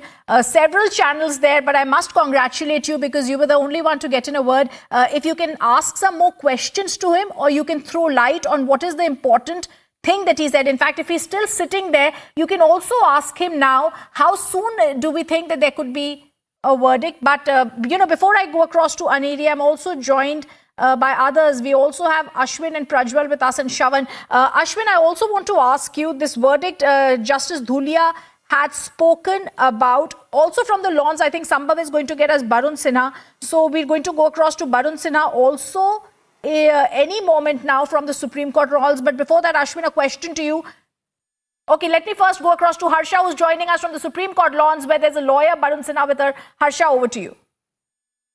New bench hears the matter and new bench gives its verdict. So now the judgment of Karnataka High Court will be affected only when the new bench gives its verdict on this. Today's verdict has no bearing on the High Court judgment. One thing more, Varun sir, what were certain points in which Justice Dhulia and Justice Gupta differ? What were that certain points where both of them didn't agree? You see, the basic, because if you look into the judgment, Justice Gupta had formulated 11 questions. All 11 questions are based on the pleadings plus arguments of both the sides. Whereas Justice Gupta read and he said that his entire judgment is based on 2 points, that is Article 19(1)(a) and Article 25. Whereas if you read the 11 questions, all the 11 questions of Justice Gupta also incorporate these 2 points which are formulated by Justice Dhulia for his judgment. And Justice Dhulia's judgment is based on this. So therefore, this is the basic difference between the judgment of Justice Gupta and judgment of Justice Dhulia. According to Justice Gupta, that this freedom of expression and freedom of religion is not absolute. It can be regulated by the state authority. Whereas Justice Dhulia says that it cannot be regulated, this is absolute. So this is the basic difference between the judgment of these two judges. So now we will have to wait for the judgment of the larger bench, which will be constituted by the Honorable the Chief Justice, and that may be a bench of 3 judges or maybe a bench of 5 judges. So we will have to await. So one more thing, if we talk about uniform and to enforce the uniform in educational institution, we see that institution are the temple of education. How you see that uniform should be in the institutions, because apart from in spite of what religion one comes from, education is equal for everyone. How you see it? You see, if you look at the preamble of our constitution, it says it is a secular state. And if you look at the entire fundamental rights, it gives the color of the secularism. In view of that, the state government is well within power to regulate the affairs of the schools, colleges and university, so that the religious point of view does not reflect among their students. And therefore, judgment of Justice Gupta is absolutely correct. So one last thing, this ban, the ban will still be in the Karnataka. How you see the implications of this differ and split judgment? See, this judgment will have no bearing on the judgment of Karnataka High Court. Therefore, whatever is the direction of Karnataka High Court will continue till the outcome of the verdict of the new bench. So that will continue. So this is lawyer Varun Sinha along with us, who was telling us all the updates on the split of judgment which has come direct from the Supreme Court. You are watching Republic TV. It's time for a short break, but on the other side of the break we'll give you more updates and more views and thoughts of different lawyers here from the Supreme Court laws, as I am reporting here from Supreme Court. Stay tuned, keep watching Republic TV. We'll be right back after a short break.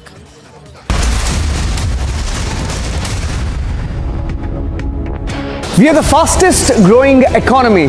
We have the potential to become a superpower. Last year, the economy was all geared up. Now it's time to set the goal in sight. Mission Superpower.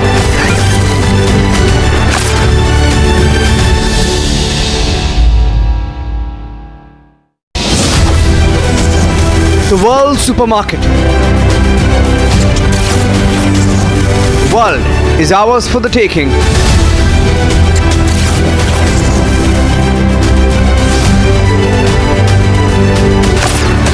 Witness the India growth story. Republic Media Network brings you India's biggest economic summit.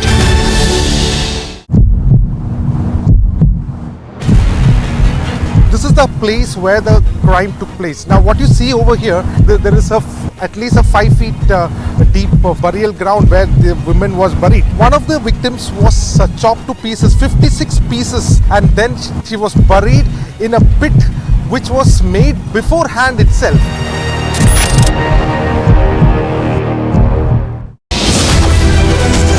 Time to once again action our destiny.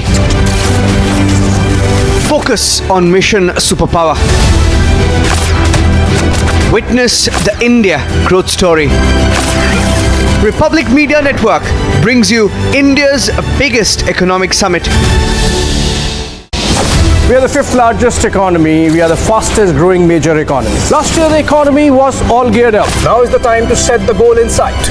Mission Superpower.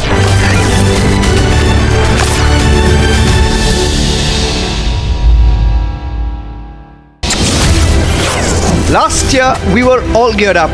This network is proof that everything in India is greenfield. Is it time for the Republic Network to do a spectacular intervention in global digital news media or not?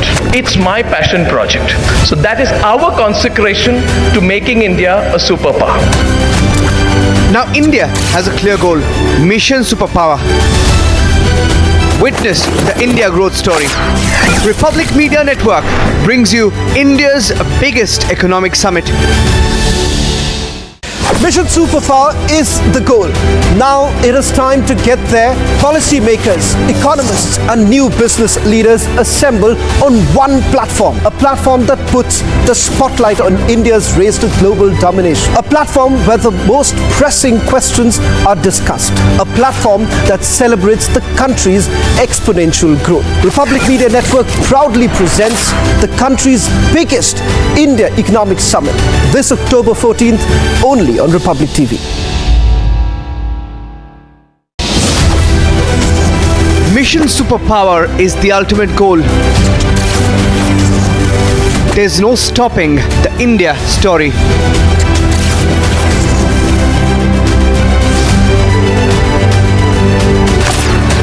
Witness the India growth story. Republic Media Network brings you India's biggest economic summit. It's the Diamond Jubilee of the Indian Air Force and celebrations are on at Jammu and Kashmir. 2 women in Kerala were murdered and buried in a horrific case of human sacrifice. Over 200 families in Assam's Dhimaji district have been affected by floods due to heavy rainfall.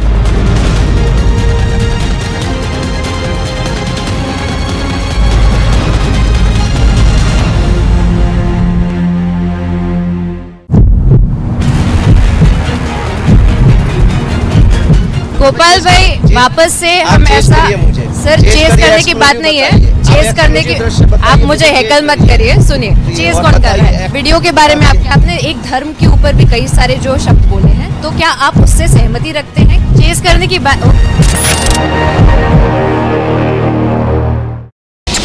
2021, the Indian economy was all geared up.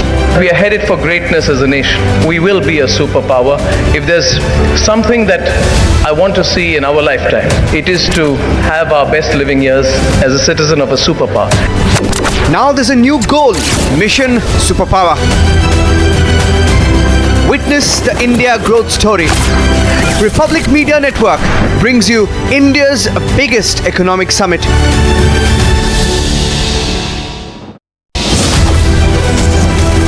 Steady amid recession. Steady amid inflation. Goal is global dominance. Witness the India growth story.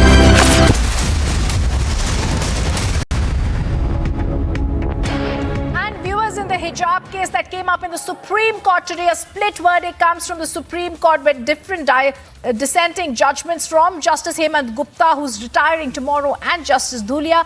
What's going to be happening is the Karnataka High Court is going to the High Court's order is going to continue to remain applicable. It's going to stay. That means hijab ban will continue. Uttar Pradesh में कानून व्यवस्था से खिलवाड़ करने को किसी को भी अनुमति नहीं है हम ऐसे दंगाइयों बलवाइयों जो गैर कानूनी कृत्य में संलिप्त लोग हैं उनके खिलाफ लगातार कड़ी कार्रवाई जारी रहेगी। एक सवाल सर ये है कि माफियाओं के खिलाफ आपकी सरकार की कार्रवाई जारी है। कल गाजीपुर में एक और बड़ी कार्रवाई हुई है मुख्तार अंसारी के गुर्गे के खिलाफ। क्या ये कार्रवाई आगे भी चलती रहेगी? लगातार हम बैड एलिमेंट्स के खिलाफ जो लाइन ऑर्डर को डिस्टर्ब करते हैं उनके लिए चुनौती बने हुए हैं, गैंगस्टर्स के खिलाफ जो संगठित माफिया गिरोह हैं, इसके अलावा आपसी वैमनस्यता के कारण जो घटनाएं होती हैं उनमें भी हम कड़ी कार्रवाई करेंगे, किसी को बख्शेंगे नहीं। हिजाब को लेकर जो कर्नाटक में प्रतिबंध लगा था तब भी उत्तर प्रदेश में कई जगहों पर विरोध हुआ। देखिए, उत्तर प्रदेश राज्य में कानून व्यवस्था को maintain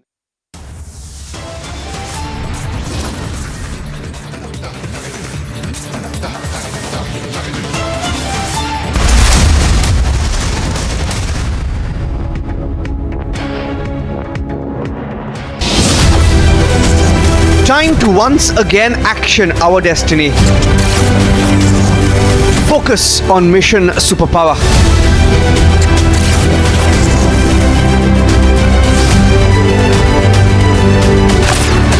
Witness the India growth story.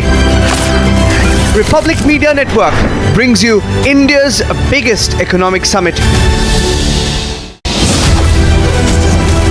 No longer on the fence anymore.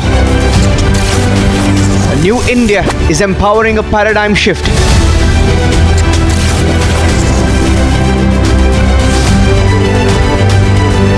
The mission now is global dominance. Republic Media Network brings you India's biggest economic summit. From an emerging economy, now the fifth largest economy in the world, India has seen exponential growth in the last 8 years.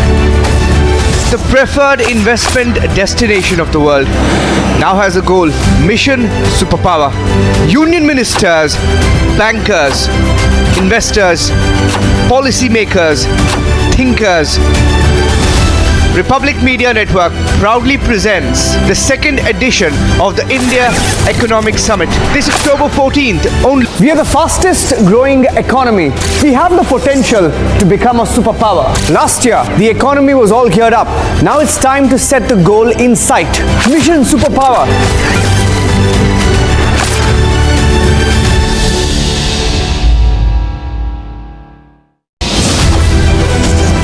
The world supermarket. The world is ours for the taking.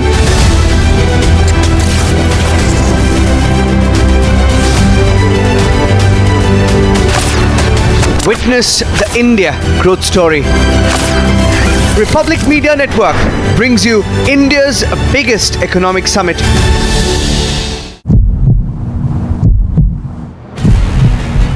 This is the place where the crime took place. Now what you see over here, there is at least a 5 feet deep burial ground where the woman was buried. One of the victims was chopped to pieces, 56 pieces, and then she was buried in a pit which was made beforehand itself.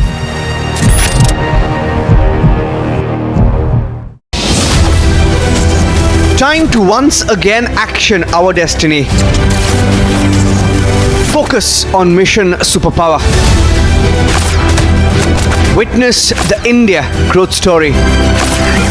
Republic Media Network brings you India's biggest economic summit. We are the fifth largest economy. We are the fastest growing major economy. Last year, the economy was all geared up. Now is the time to set the goal in sight. Mission superpower.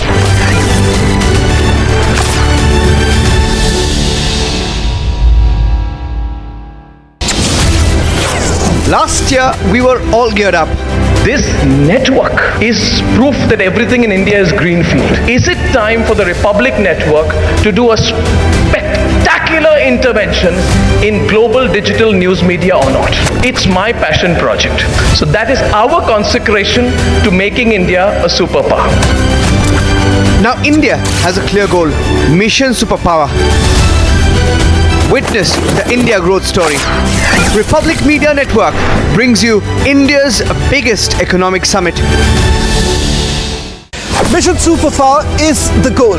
Now it is time to get there. Policymakers, economists and new business leaders assemble on one platform. A platform that puts the spotlight on India's race to global domination. A platform where the most pressing questions are discussed. A platform that celebrates the country's exponential growth. Republic Media Network proudly presents the country's biggest India Economic Summit this October 14th only on Republic TV. Mission Superpower is the ultimate goal. There's no stopping the India story.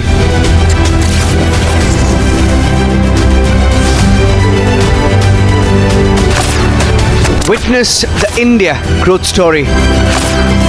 Republic Media Network brings you India's biggest economic summit.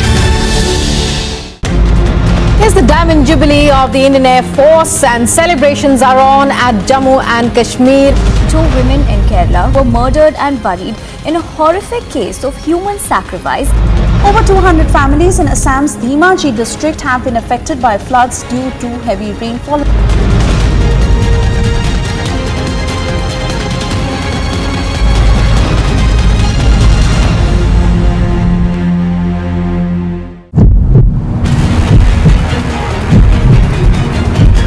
Gopal भाई वापस से हम ऐसा sir chess करने की बात नहीं है चेस करने की आप मुझे हैकल मत करिए सुनिए चेस कौन कर रहा है वीडियो के बारे में आपने एक धर्म के ऊपर भी कई सारे जो शब्द बोले हैं तो क्या आप उससे सहमति रखते हैं चेस करने की बात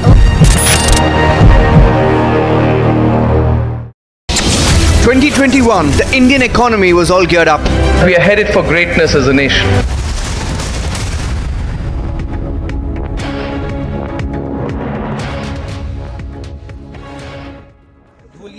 has differed with his view, and he has expressed that he has a differing view because a girl child faces a lot of problems while they are being sent to the schools and colleges, and their right to education is more important than wearing or not wearing a hijab. Sir, but this also means that now it will go to a larger bench. Will it go to a 3-judge bench or is it going to be referred to the 9-judge bench? The operative part of the order says that it has to be placed before the Honorable Chief Justice of India, and he is going to form a new bench. Either it will be a larger bench or it could be even 3 judges bench.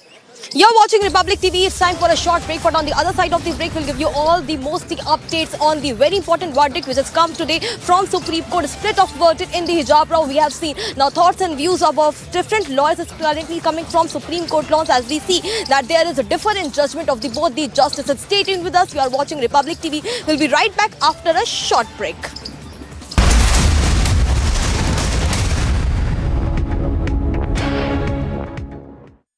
It's raring for adventure, a fierce hunter.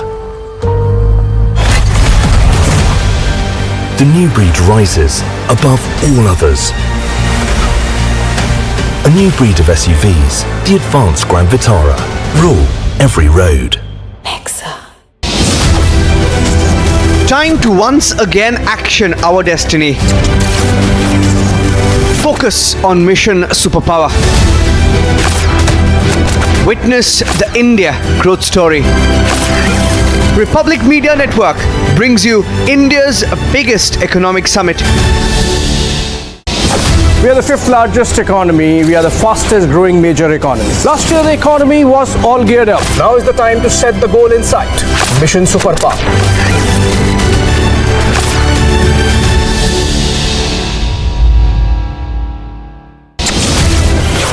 Last year we were all geared up.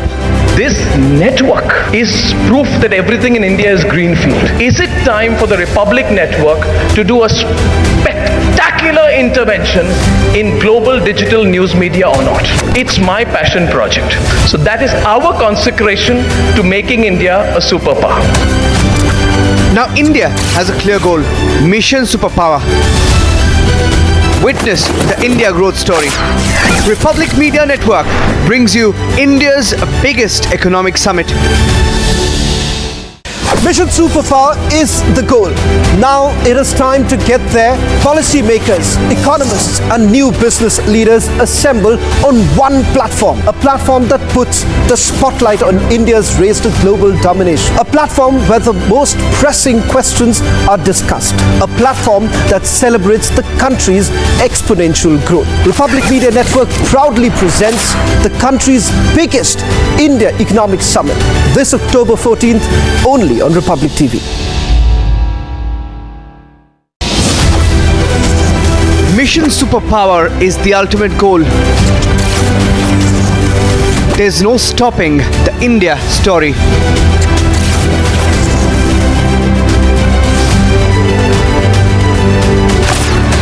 Witness the India growth story.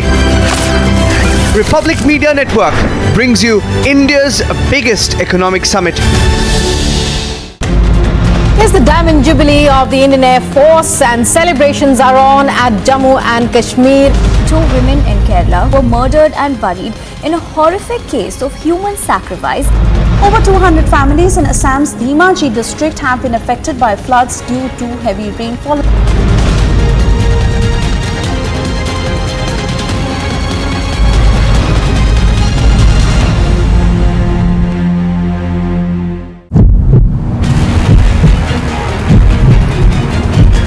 Gopal भाई वापस से हम ऐसा sir chess करने की बात नहीं है, चेस करने की आप मुझे हेकल मत करिए। सुनिए चेस कौन कर रहा है? वीडियो के बारे में आपने एक धर्म के ऊपर भी कई सारे जो शब्द बोले हैं, तो क्या आप उससे सहमति रखते हैं? चेस करने की बात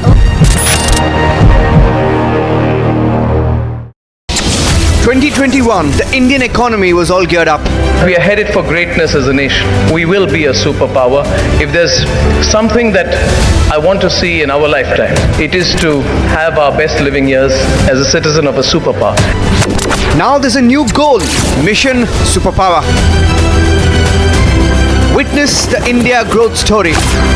Republic Media Network brings you India's biggest economic summit.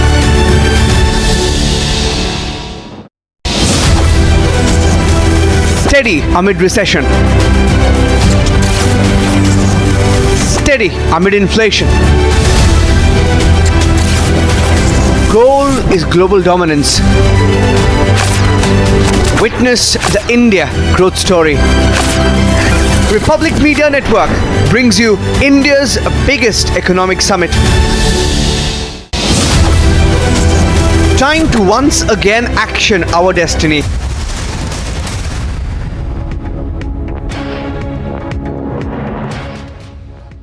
Islamic point of view is concerned. As per Islamic point of view, whatever Allah has stated in the Quran and whatever Prophet Muhammad sallallahu alaihi wasallam has said, we consider all those things as an essential part of our religion. So covering head has been ordered by Allah in Surah Hijab and Surah An-Nur of the Quran. So it is mandatory and compulsory on the Muslim girls and women to cover their head. So as far as the constitution of our country is concerned, you all know that Article 25 and then Article 21, which is related to the liberty of life and liberty of life, and which is considered to be the fundamental of the fundamental rights. So as per all these constitution article also. Well, as we see, the Supreme Court has given the judgment in the hijab ban case, where we see that it's a split judgment, but also at the same time, now the Karnataka Education Minister says that the ban on hijab will continue and they welcome the judgment given by the Supreme Court. We'll be right back after a short break. Keep watching Republic TV live coverage back on Republic TV after a short break.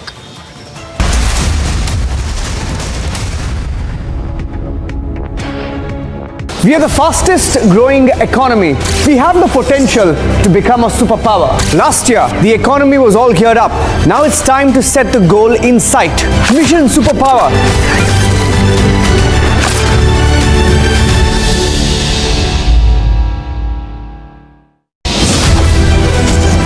The world supermarket. World is ours for the taking.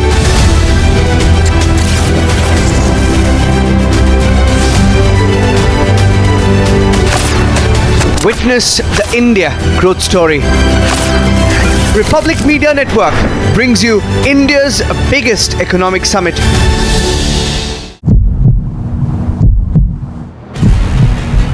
This is the place where the crime took place. Now what you see over here, there is at least a 5 feet deep burial ground where the woman was buried. One of the victims was chopped to pieces, 56 pieces, and then she was buried in a pit which was made beforehand itself.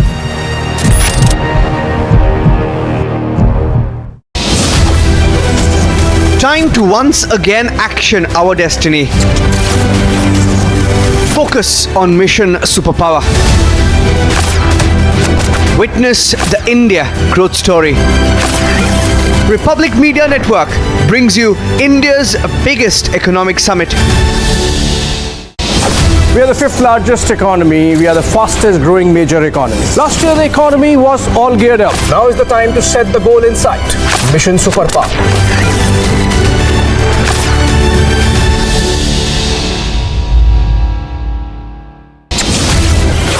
Last year we were all geared up. This network is proof that everything in India is greenfield. Is it time for the Republic Network to do a spectacular intervention in global digital news media or not? It's my passion project. So that is our consecration to making India a superpower. Now India has a clear goal, Mission Superpower. Witness the India growth story. Republic Media Network brings you India's biggest economic summit. Mission Superpower is the goal. Now it is time to get there. Policymakers, economists and new business leaders assemble on one platform. A platform that puts the spotlight on India's race to global domination. A platform where the most pressing questions are discussed. A platform that celebrates the country's exponential growth. Republic Media Network proudly presents the country's biggest India Economic Summit this October 14th only on Republic TV. Mission Superpower is the ultimate goal. There's no stopping the India story.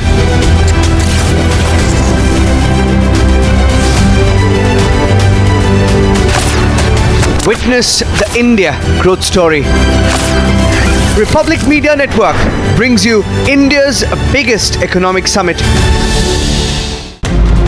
It's the Diamond Jubilee of the Indian Air Force and celebrations are on at Jammu and Kashmir. 2 women in Kerala were murdered.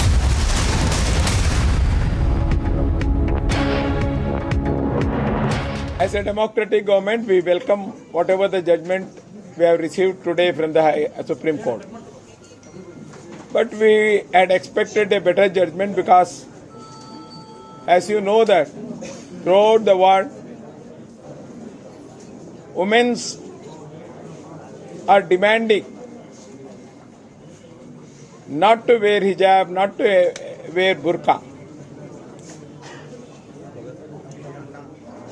But there is a split judgment in the Supreme Court today. So whatever the Karnataka High Court had given the order, that is valid as on today. So we are going to follow the rules which are framed according to Karnataka Education Act in Karnataka. Definitely 3-bench Supreme Court is going to think everything on the demand of the students and the order of the Karnataka Education Department. And we expect a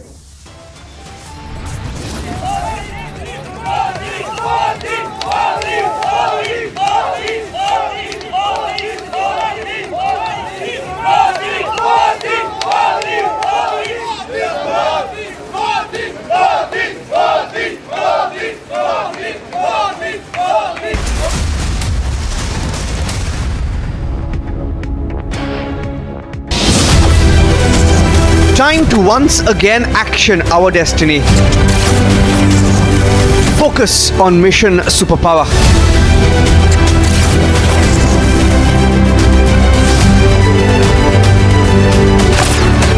Witness the India growth story.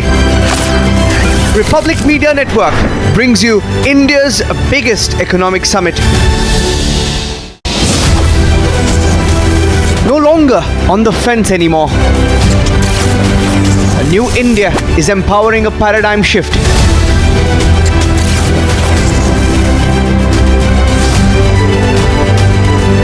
The mission now is global dominance. Republic Media Network brings you India's biggest economic summit. From an emerging economy, now the fifth largest economy in the world, India has seen exponential growth in the last 8 years. The preferred investment destination of the world now has a goal: mission superpower. Union ministers, bankers, investors, policymakers, thinkers. Republic Media Network proudly presents the second edition of the India Economic Summit. This October 14th only. We are the fastest growing economy. We have the potential to become a superpower. Last year, the economy was all geared up. Now it's time to set the goal in sight. Mission Superpower.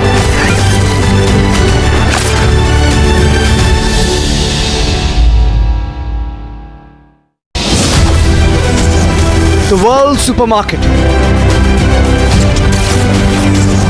The world is ours for the taking.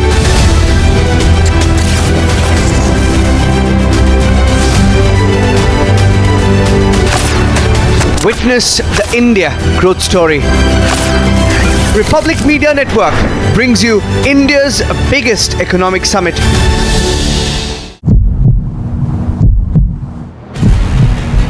This is the place where the crime took place. Now what you see over here, there is at least a 5 feet deep burial ground where the woman was buried. One of the victims was chopped to pieces, 56 pieces, and then she was buried in a pit which was made beforehand itself.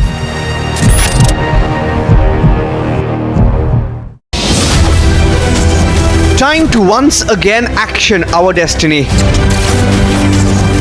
Focus on mission superpower.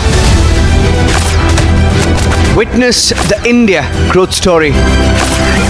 Republic Media Network brings you India's biggest economic summit. We are the fifth largest economy. We are the fastest growing major economy. Last year, the economy was all geared up. Now is the time to set the goal in sight.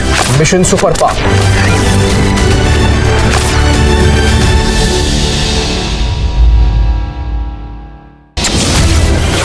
Last year, we were all geared up. This network is proof that everything in India is greenfield. Is it time for the Republic Network to do a spectacular intervention in global digital news media or not? It's my passion project. So that is our consecration to making India a superpower. Now India has a clear goal: mission superpower.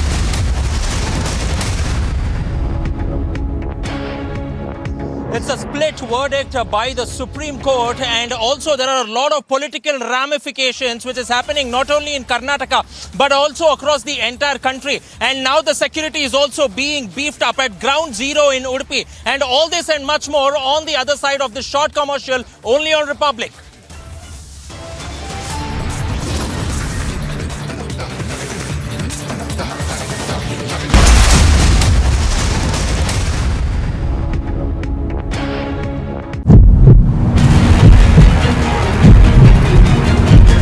Gopal भाई वापस से हम ऐसा sir chess करने की बात नहीं है, चेस करने की आप मुझे हैकल मत करिए। सुनिए, चेस कौन कर रहा है? वीडियो के बारे में आपने एक धर्म के ऊपर भी कई सारे जो शब्द बोले हैं, तो क्या आप उससे सहमति रखते हैं? चेस करने की बात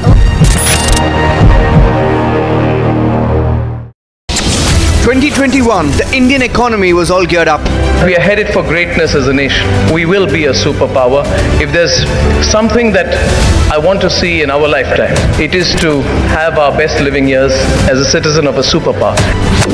Now there's a new goal: mission superpower. Witness the India growth story. Republic Media Network brings you India's biggest economic summit.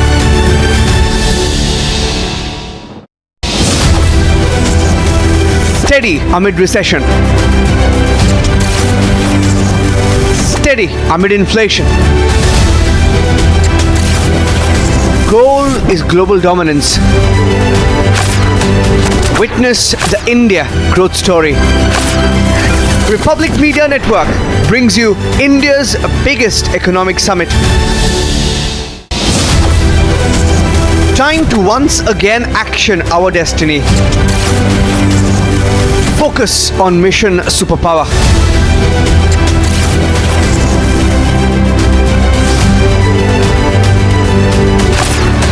Witness the India growth story. Republic Media Network brings you India's biggest economic summit. No longer on the fence anymore. A new India is empowering a paradigm shift.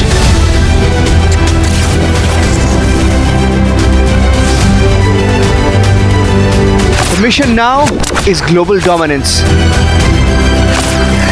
Republic Media Network brings you India's biggest economic summit. From an emerging economy, now the fifth largest economy in the world, India has seen exponential growth in the last 8 years. The preferred investment destination of the world now has a goal: mission superpower. Union ministers, bankers, investors, policymakers, thinkers. Republic Media Network proudly presents the second edition of the India Economic Summit. This October 14th only. We are the fastest growing economy. We have the potential to become a superpower. Last year, the economy was all geared up. Now it's time to set the goal in sight. Mission superpower.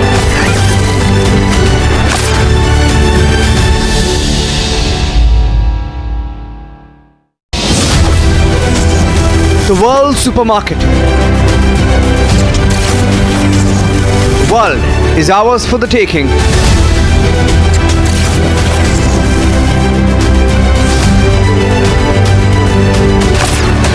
Witness the India growth story.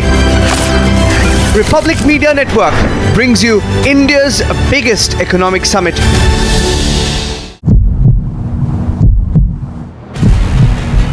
This is the place where the crime took place. Now what you see over here, there is at least a 5 feet deep burial ground where the woman was buried. One of the victims was chopped to pieces, 56 pieces, and then she was buried in a pit which was made beforehand itself.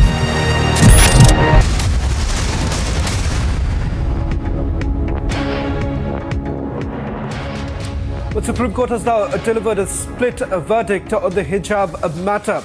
The matter is now going to be decided by the Chief Justice of India. Whether it goes into a larger bench or not, that's going to be decided by the Chief Justice of India. But what ramification does it have on a pole-bound state like that of Karnataka? We've already heard from the Education Minister a short while back, but we'll get you all the reactions coming in from the state of Karnataka and other states. Stay tuned.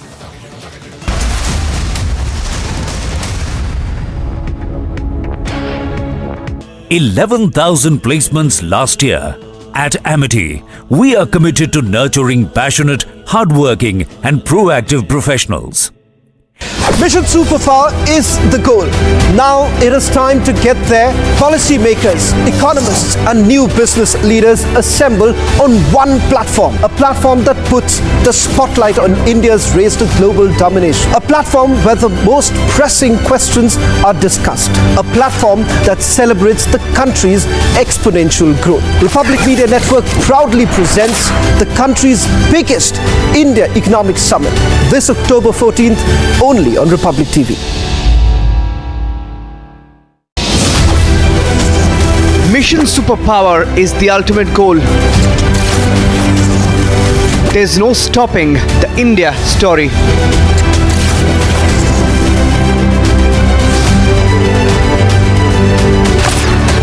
Witness the India growth story. Republic Media Network brings you India's biggest economic summit. is the Diamond Jubilee of the Indian Air Force and celebrations are on at Jammu and Kashmir. 2 women in Kerala were murdered and buried in a horrific case of human sacrifice. Over 200 families in Assam's Dhimaji district have been affected by floods due to heavy rainfall.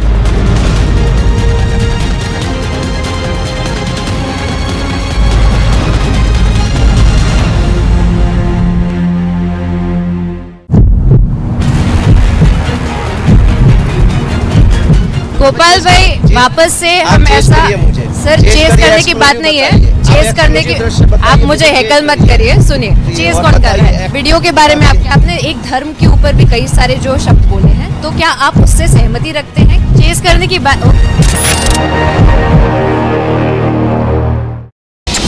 2021, the Indian economy was all geared up.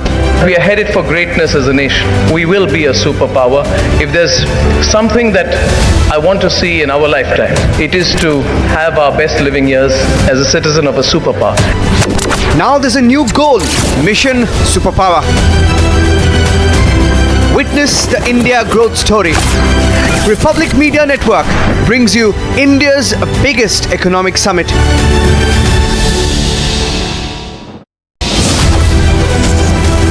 Steady amid recession. Steady amid inflation.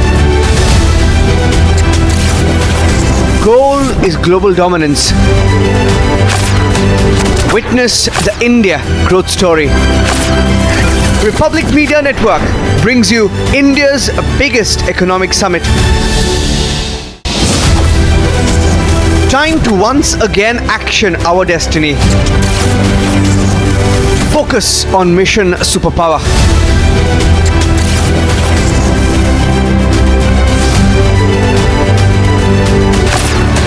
Witness the India growth story. Republic Media Network brings you India's biggest economic summit. No longer on the fence anymore. A new India is empowering a paradigm shift.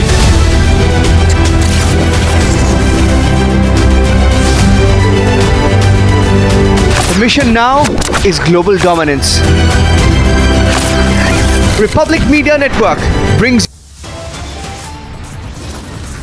The hijab debate rages on. Top court pronounces a split verdict on hijab. Still no end to the 10-month-long hijab row as the top court delivers a split verdict.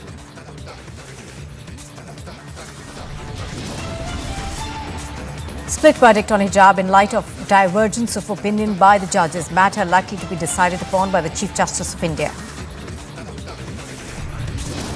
The Karnataka High Court order remains in full force. There's no stay on the hijab ban whatsoever.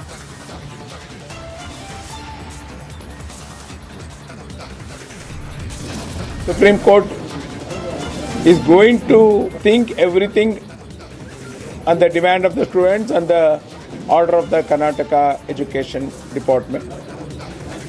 And we expect a better judgment there.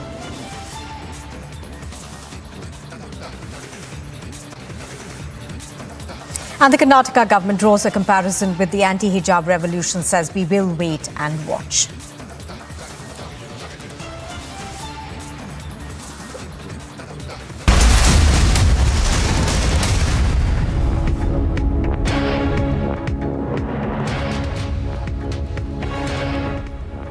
Well, good afternoon. You're watching Republic TV, and this is our continuous broadcast on what was expected to be a Supreme Court verdict, but the Supreme Court delivered a split judgment on the pleas that were challenging the Karnataka High Court's judgment upholding the ban on students wearing hijab in Karnataka's educational institutions. Shaban, now the big question on everybody's mind is going to be, where does it go from here? Is it going to be the CJI who ultimately decides what happens?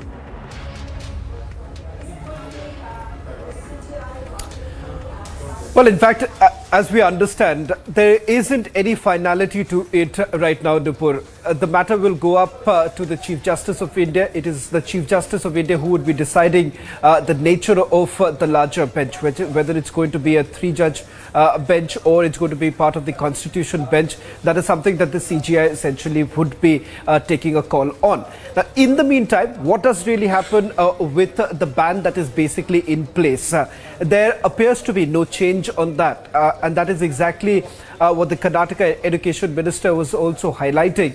But at the same time, this, there are political ramifications of it also.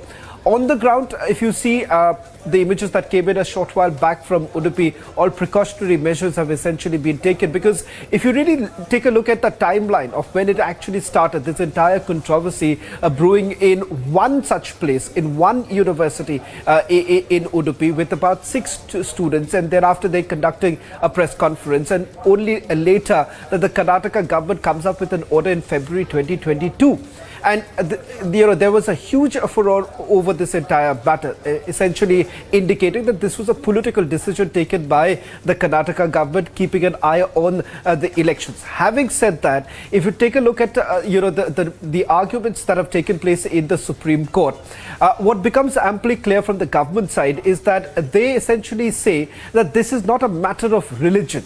This is about uniformity. This is about bringing in a discipline in an educational institution, and it is with the simple idea that there should be uniformity in an educational institution. Having said that, the Solicitor General essentially said that there was a larger role that was essentially being played by the banned group Popular Front of India and the Campus Front of India, and there were specific instances that were actually given by the Solicitor General. The fact that how the Campus Front of India was basically collecting funds for the same, so that protests could actually be organized, and that has been detailed out in the investigations that have been carried out so far. So for those to actually say that there was a spontaneous movement, the government seems to have a different idea altogether, which has been buttressed by an investigation that has been carried out by the multiple agencies. But what really happens now?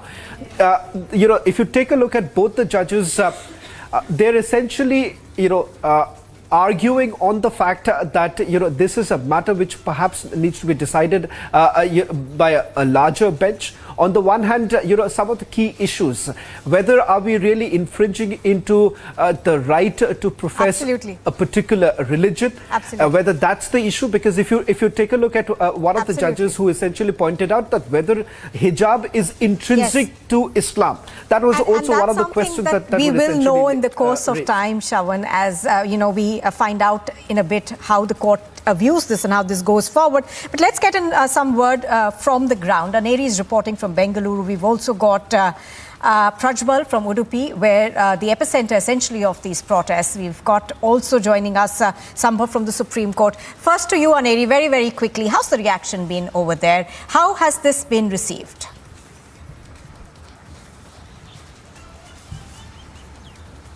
Well, Nupur, we have been seeing after the judgment from the Supreme Court, well, definitely it's a welcoming judgment from the Karnataka government. We also happen to speak to the Karnataka Education Minister. He welcomes the judgment, and also at the same time, we have been seeing how he has been speaking about the worldwide protest against hijab and burqa. And now we also see that he has very clearly stated that the ban on hijab will continue. So this earlier circular, which was issued by the Karnataka government, will continue after the Supreme Court's judgment, a split judgment which has been coming in from the Supreme Court over the hijab ban. And now Education Minister very clearly stating that the ban on hijab will continue. Well, we also happen to speak to the Revenue Minister of Karnataka. Well, he also says that we welcome the decision. So very clearly a welcoming judgment coming in from the Supreme Court of India, where we see that the government of Karnataka has very openly welcomed it, and also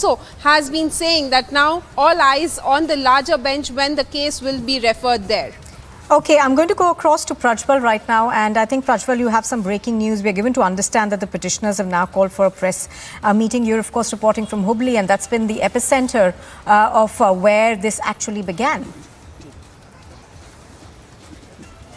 Udupi, I beg your pardon. Nupur, now, the petitioners have already called in for a press meet now, and it is already underway. And from what we get to understand now that the press meet was underway, and they stated that they welcome the decision, but it is left in the court of the it is left in the court of the law, and depends on whether it will be referred to a larger bench now. So apart from that, they were not willing to speak on anything. So it was very short, and it was a very quick press meet, and some words that came in, and otherwise there was nothing that the petitioners had to say in this regard. But also in terms of security and the law and order situation in Udupi is largely calm over here. And also the SP, when he spoke to Republic, stated that additional forces have already been deployed, and social media handles of key people who were earlier affiliated with the PFI as well as the Campus Front of India are being monitored, and they're making sure that there will be no sort of violence here or any sort of untoward incidents, or else even the communal harmony will not be disrupted.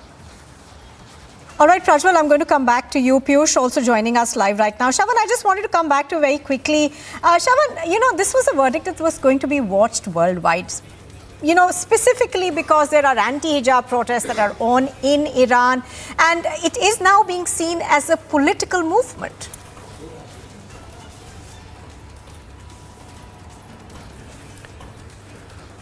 Well, politics would be part of it, because if you really look at the Karnataka government order which came in February 2022, the criticism that the Karnataka government essentially faced was the timing of this order being brought in. I'm given to understand that some reactions are also coming in. We'll continue with this, but let's just play out the reaction that's coming in. और उम्मीद थी कि supreme court branding करके जो है ना ठप्पा लगा देगा, ये नहीं हुआ, ये अच्छी बात है। लेकिन जो चिंता के विषय है वो ये है, अभी तो 3 मेंबर बेंच का भी अपॉइंटमेंट होगा चीफ जस्टिस के द्वारा, लेकिन उन लड़कियों का क्या होगा? मेन बात हमारे सामने ये है, जो अभी भी अपने हिजाब पहनने की राइट, जो एक जस्टिस, सुप्रीम कोर्ट जस्टिस ने कहा कि it's a right to education and right to choice, ये जो मेन मुद्दा है, स्टे तो लगा नहीं है कर्नाटक गवर्नमेंट ऑर्डर पर, तो इन लड़कियों का क्या होगा, उनके राइट टू एजुकेशन का क्या होगा, ये भी सुप्रीम कोर्ट को थोड़ा देखने की बहुत सख्त जरूरत है, और जितने जल्दी हो उतना ही अच्छा होगा। लेकिन जस्टिस हेमंत गुप्ता ने यह भी कहा है हिजाब बैन मामले केस में कि हमने चीफ जस्टिस को मैटर रेफर कर दिया है for appropriate direction. Chief justice, अभी हमें इंतजार करना पड़ेगा कि चीफ जस्टिस क्या करेंगे और क्या होगा, लेकिन जैसे मैंने कहा, 2 बातें इससे स्पष्ट होती है। एक, कर्नाटक सरकार का जो दावा था और जो उनकी उम्मीद थी कि सुप्रीम कोर्ट बिल्कुल स्टैंप लगा लेगी, ये नहीं हुआ आज, ये अच्छी बात है। दूसरी बात ये है, चिंता का विषय ये है उन लड़कियों का क्या होगा। तीसरी बात ये है कि जस्टिस धुलिया के जो आर्ग्यूमेंट्स है, वो आर्ग्यूमेंट्स बहुत सारे देश के बहुत सारे डेमोक्रेटिक ऑर्गेनाइजेशंस भी यही आर्ग्यू कर रहे थे कि राइट टू एजुकेशन का मुद्दा है, राइट टू चॉइस का मुद्दा है, जो भविष्य में भी महिलाओं के अधिकारों को प्रभावित करेगा। लेकिन कर्नाटक हैं बीसी नागेश, उन्होंने कहा है कि हम सुप्रीम कोर्ट के फैसले का स्वागत करते हैं और हम इससे बेटर जजमेंट की उम्मीद करते थे, क्योंकि महिलाएं पूरी दुनिया में बुर्का नहीं पहनने का या हिजाब नहीं पहनने का डिमांड कर रही है। कर्नाटक में हाई कोर्ट का जो ऑर्डर है वो इंतरिम ऑर्डर एप्लीकेबल रहेगा, एजुकेशन इंस्टीट्यूशन में हिजाब बैन रहेगा। अरे वो क्या कहते नहीं कहते उस बात को छोड़ो, इन्होंने जो कुछ किया है, आज सुप्रीम कोर्ट ने उस पर स्टैंप ऑफ अप्रूवल नहीं दिया है, ये मेन बात है। तो अभी उसके बाद वो कुछ भी कहे, कुछ भी अपनी दलील दे, लेकिन हकीकत ये है, सवाल इस बात का है उन लड़कियों का क्या होगा जो आज भी, जो जस्टिस धुलिया ने जो पॉइंट्स रेज किए, right to choice and right to education, ये मुख्य मुद्दे सामने आए हैं तो वो अभी देखने की जरूरत है कि चीफ जस्टिस जी क्या करते हैं। और एक और घटना है झारखंड की, उसमें एक लड़की की डेड बॉडी, ट्राइबल लड़की की डेड बॉडी पेड़ से टंगा हुआ मिला है। कुछ ही दिनों में चौथी घटना है। ये बहुत ही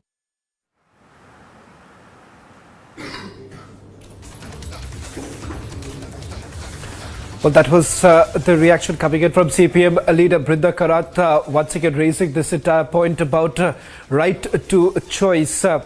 Hailing the Supreme Court verdict now coming in, the split verdict that has essentially come in. But once again, the question that is still being raised, what sort of impact does it really have on the ground in terms of the education of girl child, given the fact that it has essentially been directly linked to the fact that will it actually impact the education of girl child, about their enrollment, about their participation, and the Karnataka government on the other hand once again raising this entire issue that worldwide we are seeing the kind of anti-hijab protests actually taking place, especially in countries like Iran. They are saying that this is not linked to just a religion. It is also linked to the fact that it needs to be, there should be some sort of a uniformity when it comes to educational institutions, and that is in that spirit that the order was essentially being brought in by the Karnataka government. In fact, the education minister who spoke just a short while back, perhaps you could also play out the reaction that came in from the education minister, where once again the highlight essentially being that this is how changing times demand a change, and more importantly, what is even more important to point out here is the fact that this has been welcomed by many. Whether at all there is only a section which was driven by groups which have now been banned, like the Popular Front of India and the Campus Front of India, because the government somewhere down the line believes that through proper investigation they've come to a conclusion that these protests that we saw soon after the ban that came into place, it was organized or rather orchestrated by groups like the Popular Front of India with simple ulterior motives. Let's just play out the reaction that came in from the education minister. यह छात्रों का शिक्षण के बारे में वो लोग को चिंता नहीं है। कांग्रेस को एक ही चिंता इस देश में पावर लेना, पावर के लिए कुछ भी होने दे। देश में व्यक्ति को वैयक्तिक रूप से वो लोग को चिंता कभी नहीं किया। स्वतंत्र कब से आया, स्वतंत्र लेने के लिए इस देश को स्प्लिट किया था। इसके बाद में भी हर निर्णय देश सोचकर कभी नहीं लिया है, इलेक्शन देखकर ही लिया है। वह इलेक्शन के लिए एक कम्युनिटी का मत के लिए वह लोग सब बात करता है। मैं इस कांग्रेस को कुछ एडवाइस करने के लिए इच्छा नहीं करता है, मगर कांग्रेस का बात सुनकर उसका जीवन को कौन कौन खराब कर रहा है उसको मैं एडवाइस करने को इच्छा करता है। वह कांग्रेस का बात मत सुनो, पीएफआई का बात मत सुनो, एसएफआई का बात मत सुनो। आपका जीवन 99.9% छात्रों ने क्या निर्णय लेकर हमारा शाला और कॉलेज को आ रहा है, ऐसा ही आप भी आ जाओ, शिक्षण पूरा करो, आपका पैर के ऊपर आप खड़ा रहो।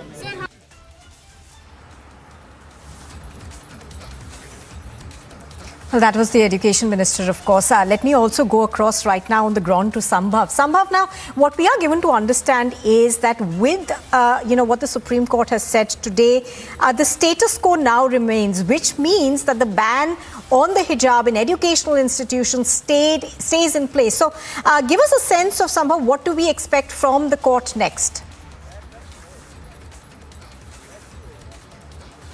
So when it comes to the expectation with the court next, to my mind, this matter would go to the Chief Justice of India, and he would further send this matter to likely to a 3-judge bench, or it is up to the Chief Justice of India to decide which bench to be constituted, as it was a 2-judge bench wherein wherein a split verdict today came from the top court, wherein Justice Hemant Gupta upheld the ban of the in the Karnataka hijab, And on the other hand, Justice Dhulia has given his own opinion, quoting Article 14 and 19 of Indian Constitution and saying that it is up to the girls, they have the right to wear what they want to wear. So it's a split verdict by the apex court today. Now the matter would go to might go to a larger bench or might go to a constitution bench, as earlier it was pointed out by lawyers of the petitioners, but earlier it was not the case, but now there are chances that it might go for the larger bench also. Apart from it, in the 10 days of the hearing happened at the apex court, many arguments were made by Solicitor General of India, Tushar Mehta, noteworthy arguments, including the role of the PFI into it. And on the other hand, when I asked few of the questions to the lawyers of the petitioners in the lawns of the Supreme Court regarding on one hand when there are protests going on in Iran, and on the other hand we are discussing this matter at the top court, how do you see this? So on this the lawyer said that again he said that it is a fundamental right and we are the secular country, so it is up to the top court to decide which way to go in this matter. So Sambhav, essentially the ball will be now in the top court's court to figure out what happens next. I'm going to come back to you, but Piyush, we are seeing political reactions come out already. We just saw Brinda Karat over there. She said that I'm quite happy with this, at least it goes to a larger bench. What are you hearing from various political parties on this? Because as Shavan was pointing it out, you know, it is as political as it gets. Well, indeed, it is a political movement. We also saw as to how there were some elements who were behind this, be it about the PFI or Campus Front of India. They were the one who did a lot of planning before carrying out such protest, because the protest not only took place in Udupi, but also it spread in different parts of Karnataka, then in Kerala, then also in few parts of Uttar Pradesh, which is certainly telling us as to how there is a mass political movement behind all the protests those are taking place as far as girls wearing hijab in schools is concerned. Now what we are given to understand is that the left has come out and is now asking what about the girls who are protesting, what about the girls who want to wear hijab in schools, and what about all these petitioners who had approached to Supreme Court after Karnataka High Court had put a ban on wearing hijab in schools. On the other side, so far Congress specifically as well as the central BJP has not reacted. They are basically looking into what the Chief Justice of India is further going to do. Certainly, like Sambhav is pointing out, that CJI is going to most likely form a higher bench, and then that beg your pardon, that bench would be looking into the further developments, but the bodies like NCW, NCPCR and other bodies are also of the view that they are still waiting for the final verdict from Supreme Court, and then only they are going to come with their own viewpoints. But so far we have seen the central government bodies and also the BJP at large, they have been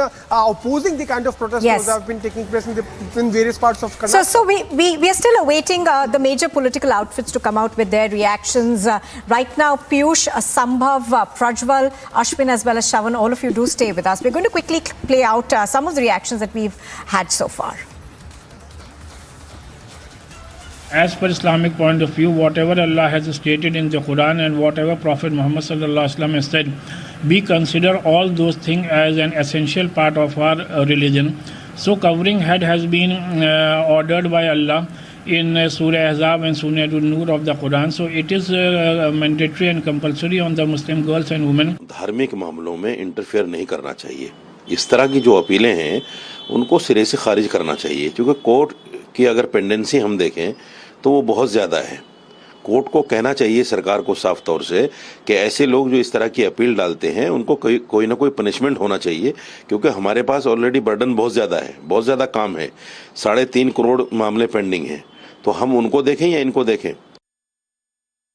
Well, Ashwin is also joining us from Thiruvananthapuram. Now, Ashwin, Kerala, of course, has been in the focus for a lot of reasons, specifically, the fact that the PFI essentially came from there. And the protests that we saw in Udupi were linked to the PFI. So what has been the response that we are getting over there?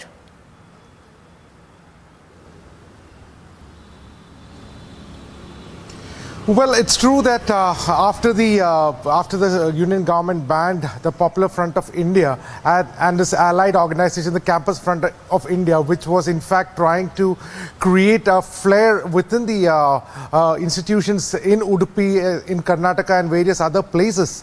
This verdict was something which was being awaited by the Kerala society as a whole because of the 25 petitions that has been filed in the Supreme Court.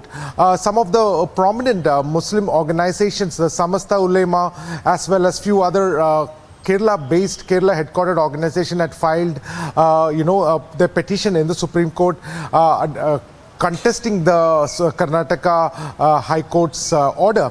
So based on that, Kerala was closely watching the proceeds of the Supreme Court order. Now there has been a deviance in the division bench right now. The reactions are still expected from the politicians over here. At the moment, Kerala was closely watching it. We are trying to get some of the petitioners from the Samasta Ulema and few other organizations were based in the north of Kerala, and we are trying to get their viewpoint on the issue as well. At the moment, we are just trying to get it. Yeah. Now, Shravan, just coming back to you. Shravan, during this time, the protests that we saw in Udupi were actually a starting point which stunned the country because in a sense, overnight, you saw these huge crowds of people, you saw these youngsters, who just started to protest, and that, Shravan, was really the warning bell, wasn't it?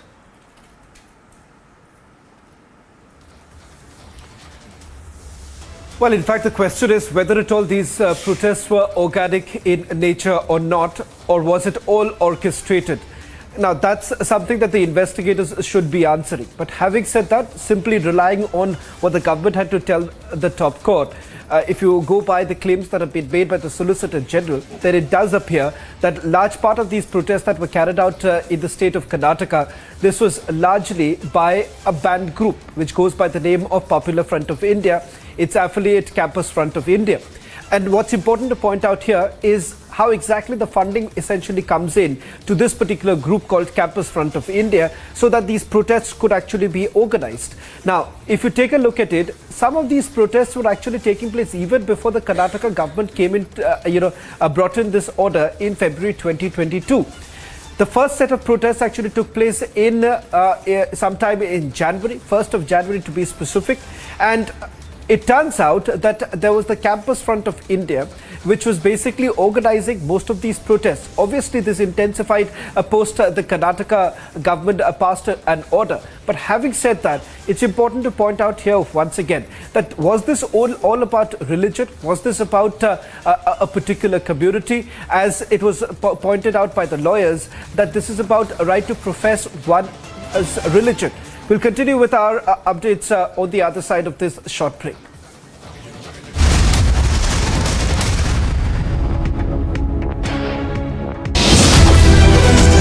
Time to once again action our destiny. Focus on Mission Superpower.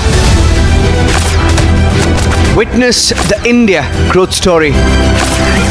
Republic Media Network brings you India's biggest economic summit. We are the 5th largest economy. We are the fastest growing major economy. Last year, the economy was all geared up. Now is the time to set the goal in sight. Mission Superpower.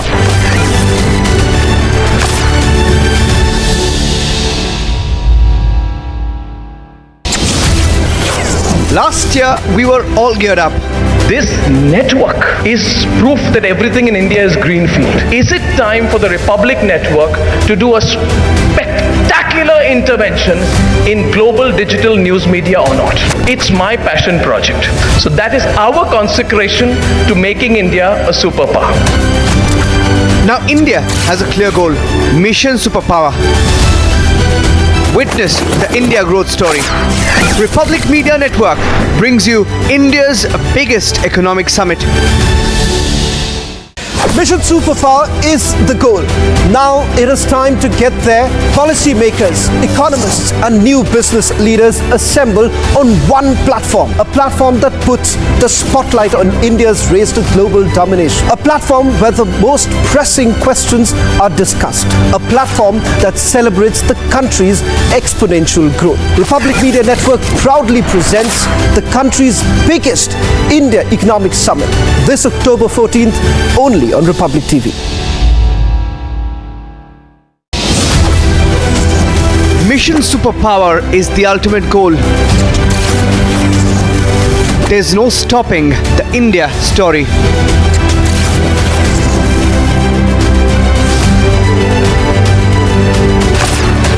Witness the India growth story.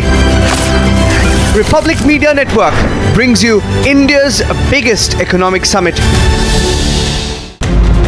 It's the Diamond Jubilee of the Indian Air Force and celebrations are on at Jammu and Kashmir. 2 women in Kerala were murdered and buried in a horrific case of human sacrifice. Over 200 families in Assam's Dhimaji district have been affected by floods due to heavy rainfall.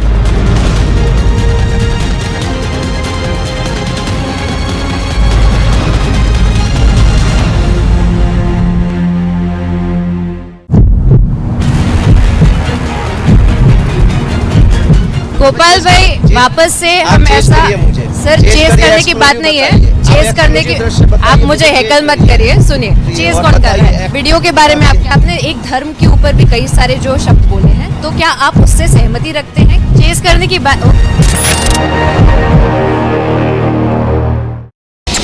2021, the Indian economy was all geared up.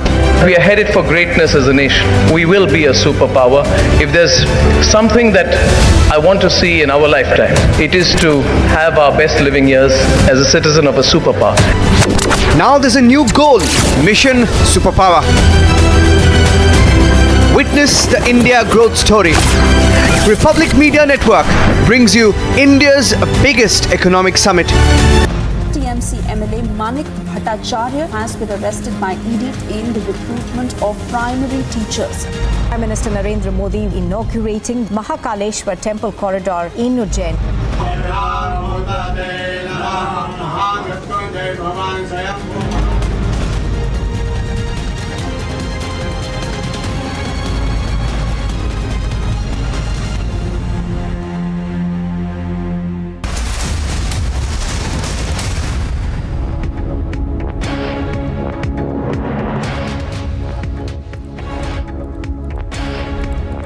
Thank you for tuning in to Republic this afternoon. We are live and breaking. Lots lined up for you in this edition. First up, let's take a quick check of the top headlines. Hijab debate rages on. Top court pronounces split verdict on hijab. No end to 10-month-long hijab row as top court delivers a split verdict. Split verdict on hijab in light of divergence of opinion by judges, matter likely to be decided upon by the Chief Justice of the country. Karnataka High Court remains in full force. There is no stay on hijab ban whatsoever. Supreme Court is going to think everything on the demand of the students and the order of the Karnataka Education Department. And we expect a better judgment there. Karnataka government draws a comparison with anti-hijab revolution, says will wait and watch.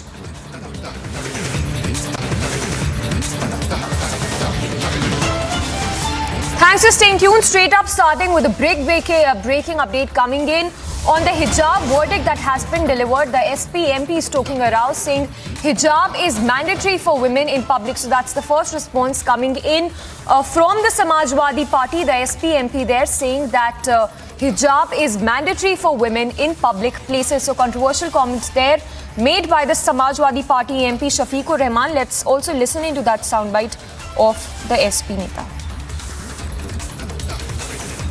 देखिए ये ईमानदारी से एक मजहबी मामला है, इस्लाम का मामला है। इस्लाम के अंदर मतलब ये कि जवान बेटियां और जो हैं वो हैं औरतों के लिए हिजाब का हुक्म दिया गया है कि वो बापर्दा रहें और बेपर्दा होकर बाज़ारों में गलियों में न घूमें। इससे चूँकि हालात बिगड़ते हैं, आवारगी बढ़ती है इससे। और आज अगर इसमें कोई पाबंदी लगाई जाती है कि हिजाब की ज़रूरत नहीं है, वो ये कहते हैं, तो इससे समाज को भी न सिर्फ इस्लाम को बल्कि समाज को नुकसान होगा। साथ ही ये मामला सुप्रीम कोर्ट पहुंच गया है, क्या मानते हैं आपके इस मामले को लेकर? तो हमें उम्मीद है कि सुप्रीम कोर्ट इसमें सही फैसला करेगा। हरियाणा के मंत्री अनिल विज का बयान दे रहे हैं कि जिन लोगों का मन मचलता था वे हिजाब का विरोध करते हैं। ऐसे बयान को किस तरह से देखते हैं? ये तो बयान जो गलत बयान है कोई भी दे तो उसमें ये ठीक नहीं है। यानी हरियाणा के मंत्री के बयान को आप गलत मानते हैं? नहीं, जो हरियाणा वो कोई मंत्री हो या संतरी हो, कोई भी हो, छोटा हो बड़ा हो, अगर वो कोई किसी मज़हब के ख़िलाफ़, सच्चाई के ख़िलाफ़ कोई बयान देता है तो उसको कोई मजबूरी नहीं है कि उसको कबूल किया जाए। And we have our multi-city reporters joining us as well. We have Ashwin reporting from Kerala, Harsha from the national capital, and Prajwal reporting from Karnataka's Udupi district. Going first across to Prajwal. Prajwal, if you can break it down for us what the Karnataka education minister has said, making it clear there that the hijab ban will continue in the state of Karnataka. Absolutely, Samiksha, because now what has happened here is that the primary education minister has clearly gone on to state that no matter what, the students will not be permitted to wear hijab inside the classrooms. He also says that the Karnataka High Court order still remains too. So this is what the primary and secondary education minister has stated, and he's also gone on to state that they welcome the judgment. The Karnataka government welcomes this judgment, and he's also gone on to quote about what is happening out there in Iran, where hundreds and thousands of women have gone on to protest against hijab as well, and stating that that is something which even the Karnataka government is looking forward to while trying to impose a complete ban on hijab inside classrooms as well. And also there has been a lot of political mudslinging now coming in, a lot of political reactions coming in too, because the Karnataka Revenue Minister R. Ashoka earlier also stated that no matter what, the Karnataka government will not budge from its decision, because they have clearly gone on to mention that in the 1983 Karnataka Education Act itself that uniforms are compulsory, and this was not mandated by the Karnataka government but way back in 1983 as well. But the Congress on the other hand are clearly going on and stating that BJP is doing this only for the sake of votes, and they are trying to polarize this entire issue and trying to gain communal favor, especially in the coastal belt of Karnataka, as the assembly elections are soon approaching in 2023. Yes, well, absolutely. Prajwal, stay with us. Going across to Harsha as well. Harsha, you've been speaking to the petitioners' lawyers also. If you can break it down for us what these pro-hijab lawyers are saying, also those who are opposing the hijab. Exactly, Samiksha. Now the split in decision clearly came from Justice Hemant Gupta and Sudhanshu Dhulia. But the very important part of their decision was what Sudhanshu Dhulia stated. Sudhanshu Dhulia clearly stated that wearing a hijab is a matter of choice, nothing less, nothing more. Where he also stated that are we doing right by banning the hijab, because in India, where most of the part where the girl child doesn't get the right to education, does the household core and everything, at that time banning the hijab, is it right? Is it the freedom of expression and everything? And by Hemant Gupta, where 11 questions were framed, Article 25 and Article 19 was also stated with the mutually exclusive thing regarding the freedom of expression. So these are the content of the decision which has come today from the Supreme Court. There were many petitioners, many lawyers whom we interacted on the thoughts and everything. But now when we got the Karnataka Education Minister also very clearly stated that the ban on hijab will stay like that only. Now the decision is in the hand of CGI, whether the larger bench will now hear all the plea from the first starting the 3 bench or the 5 bench. Now it is under the court of CJI. The CJI will take a decision on this. But today split in the decision was clearly something which has come up, because both the justices have different views on the plea, on the arguments they heard for 10 continuous days in the Supreme Court, where Hemant Gupta clearly upheld the Karnataka High Court decision. On the other hand, Dhulia clearly stated that he disagreed from the Karnataka High Court's order. So these are the things which we saw in Supreme Court today, and several lawyers from Anas Tanvi to Varun Jain and Ejaz Maqbool, everyone clearly keeping their thoughts on the decision today. Many lawyers have stated that they agree with the judgment, they respect the judgment of both the judges, both the justices, but we have to wait what further happens, because now from the 0 point, again the hearing will start. Again the larger bench, the 3 bench or 5 bench will be constituted. It is in the court of CJI. Now he has to see, he will take a decision. Now from point 0 the things will start, but we saw in whole of this till the September 22 when the decision was reserved, how 21 advocates were there from the side of Muslim petitioners Harsha, and 3 from the side of state government. But a lot of discussion happened. Yes, just stay Samiksha. with us. And before I go across to Ashwin as well, who's reporting live from Thiruvananthapuram, let's play out some reactions as well coming in from the Muslim boards, AIM, PLB as well as the IMAM. As per Islamic point of view, whatever Allah has stated in the Quran and whatever Prophet Muhammad sallallahu alaihi wasallam has said, we consider all those things as an essential part of our religion. So covering head has been ordered by Allah in Surah Hijab and Surah An-Nur of the Quran. So it is mandatory and compulsory on the Muslim girls and women. धार्मिक मामलों में interfere नहीं करना चाहिए. इस तरह की जो अपीलें हैं उनको सिरे से खारिज करना चाहिए, क्योंकि कोर्ट की अगर पेंडेंसी हम देखें तो वो बहुत ज़्यादा है. कोर्ट को कहना चाहिए सरकार को साफ तौर से कि ऐसे लोग जो इस तरह की अपील डालते हैं उनको कोई ना कोई पनिशमेंट होना चाहिए, क्योंकि हमारे पास ऑलरेडी बर्डन बहुत ज़्यादा है, बहुत ज़्यादा काम है. 3.5 करोड़ मामले पेंडिंग हैं, तो हम उनको देखें या इनको देखें. And Ashwin also there joining us live. Ashwin, if you could break it down for us, a quick overview as to your takeaways from the verdict that is historic in many ways by the Supreme Court.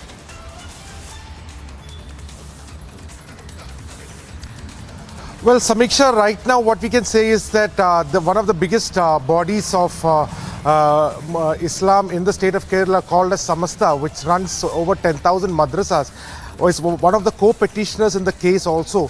They have come on record to say that they welcome the decision that has been taken. In fact, they are happy with the split verdict and that it has gone to a larger bench of the Supreme Court. Even the National Secretary of the Indian Union Muslim League, P.K. Kunyalikutty, has also stated his happiness that the matter has been now taken to the higher bench, which will be chaired in all likelihood by the Chief Justice of India. So, P.K. Kunyalikutty of the Muslim League has also given a statement in Kozhikode today, stating that the belief and the dress system which is prescribed along with that belief should not be tampered with, and such tampering does not happen anywhere else. And if indeed India does pass such a law like that, then it is against the principles of humanism, is what the IUML National General Secretary P.K. Kunyalikutty has stated. Now remember, Samiksha, this whole the whole issue came up on December 27th last year when in Udupi, in the PU college in Udupi it started, and on January 1st the protest, which was reportedly instigated by the now banned Campus Front of India, was running the entire protest as well. So Kerala was closely watching the proceeds of it, and now what we can see is the Muslim bodies have welcomed the decision and they are looking forward to the decision by a higher bench of the Supreme Court. Well, absolutely. Ashwin, going across to Prajwal as well. Prajwal, you're reporting live from Udupi. We've seen in the past few months when that order also came, how Udupi has been the epicenter of protests. How is the situation looking now? Has the security been beefed up after that SC verdict, split verdict has come out? Samiksha, we also spoke to the SP a short while from now, and he stated that so far there has been no sort of untoward incident which has been reported in Udupi or else even in Dakshina Kannada by and large, because it was a split verdict and it did not have a bearing on the situation right here at Udupi. We saw a few additional women constables who were deployed at the college along with 2 to 3 patrol vans too, and the Karnataka State Reserve Police too had been deployed. And mainly now the Udupi, the cops in Udupi are taking the helps of the cyber sleuths because they are clearly going ahead and looking at any sort of angle where they might instigate violence through any sort of social media handles. And on this note, we will also quickly go across and slip into a short break, but more news and updates regarding the Supreme Court verdict on hijab only on Republic. Stay tuned.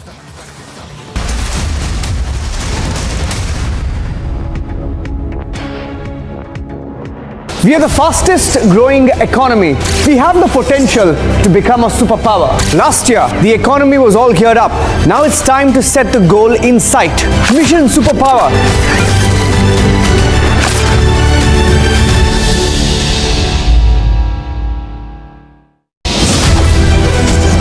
The world supermarket. The world is ours for the taking.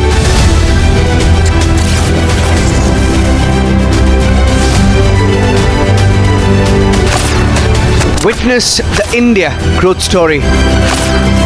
Republic Media Network brings you India's biggest economic summit.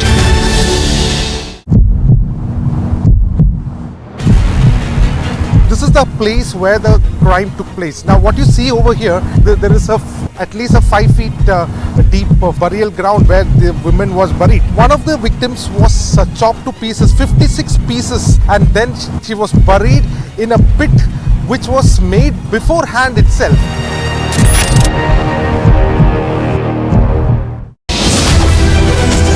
Time to once again action our destiny. Focus on Mission Superpower. Witness the India growth story. Republic Media Network brings you India's biggest economic summit. We are the 5th largest economy. We are the fastest growing major economy. Last year the economy was all geared up. Now is the time to set the goal in sight. Mission Superpower.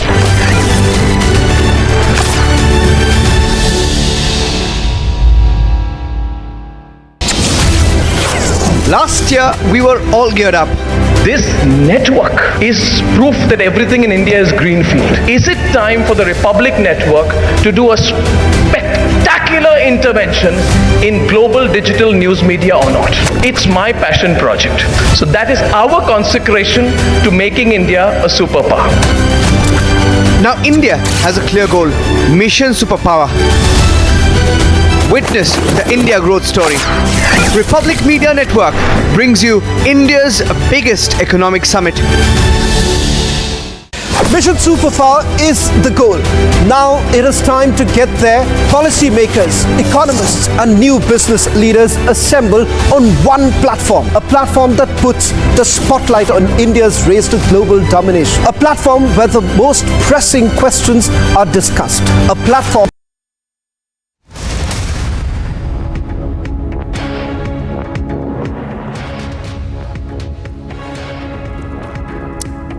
And we continue to track all the reactions coming in on the big story that we are covering, the SC split verdict on the Hijab row. We have our multi-state reporters also joining us, Ashwin as well as Harsha reporting live. Harsha reporting live from the national capital and Ashwin from Kerala. Going first across to Harsha. Harsha, take us through the reactions coming in. We understand that the MP there stoking a row saying that hijab is mandatory for women in public. Take us through other reactions coming in from the Congress as well as the other party leaders. Clearly, Samiksha, since December 21, when this entire protest erupted in Karnataka and many parts of Kerala as well, and from north to south, from south to north, we saw at various places how these protests have gathered, which started with 6 girls, and then a huge protest was gathered, and the activists from JNU and Jamia also participated in this protest. But one thing for sure, but now after this split verdict from both the justices, Hemant Gupta and Sudhanshu Dhulia, now various reactions are pouring in from Congress Party, BJP, and as well as from Samajwadi Party as well. Samajwadi Party leader ST Hassan and many others have clearly stated that hijab comes under the religious practice of Islam and it is mandatory for girls in Islam to wear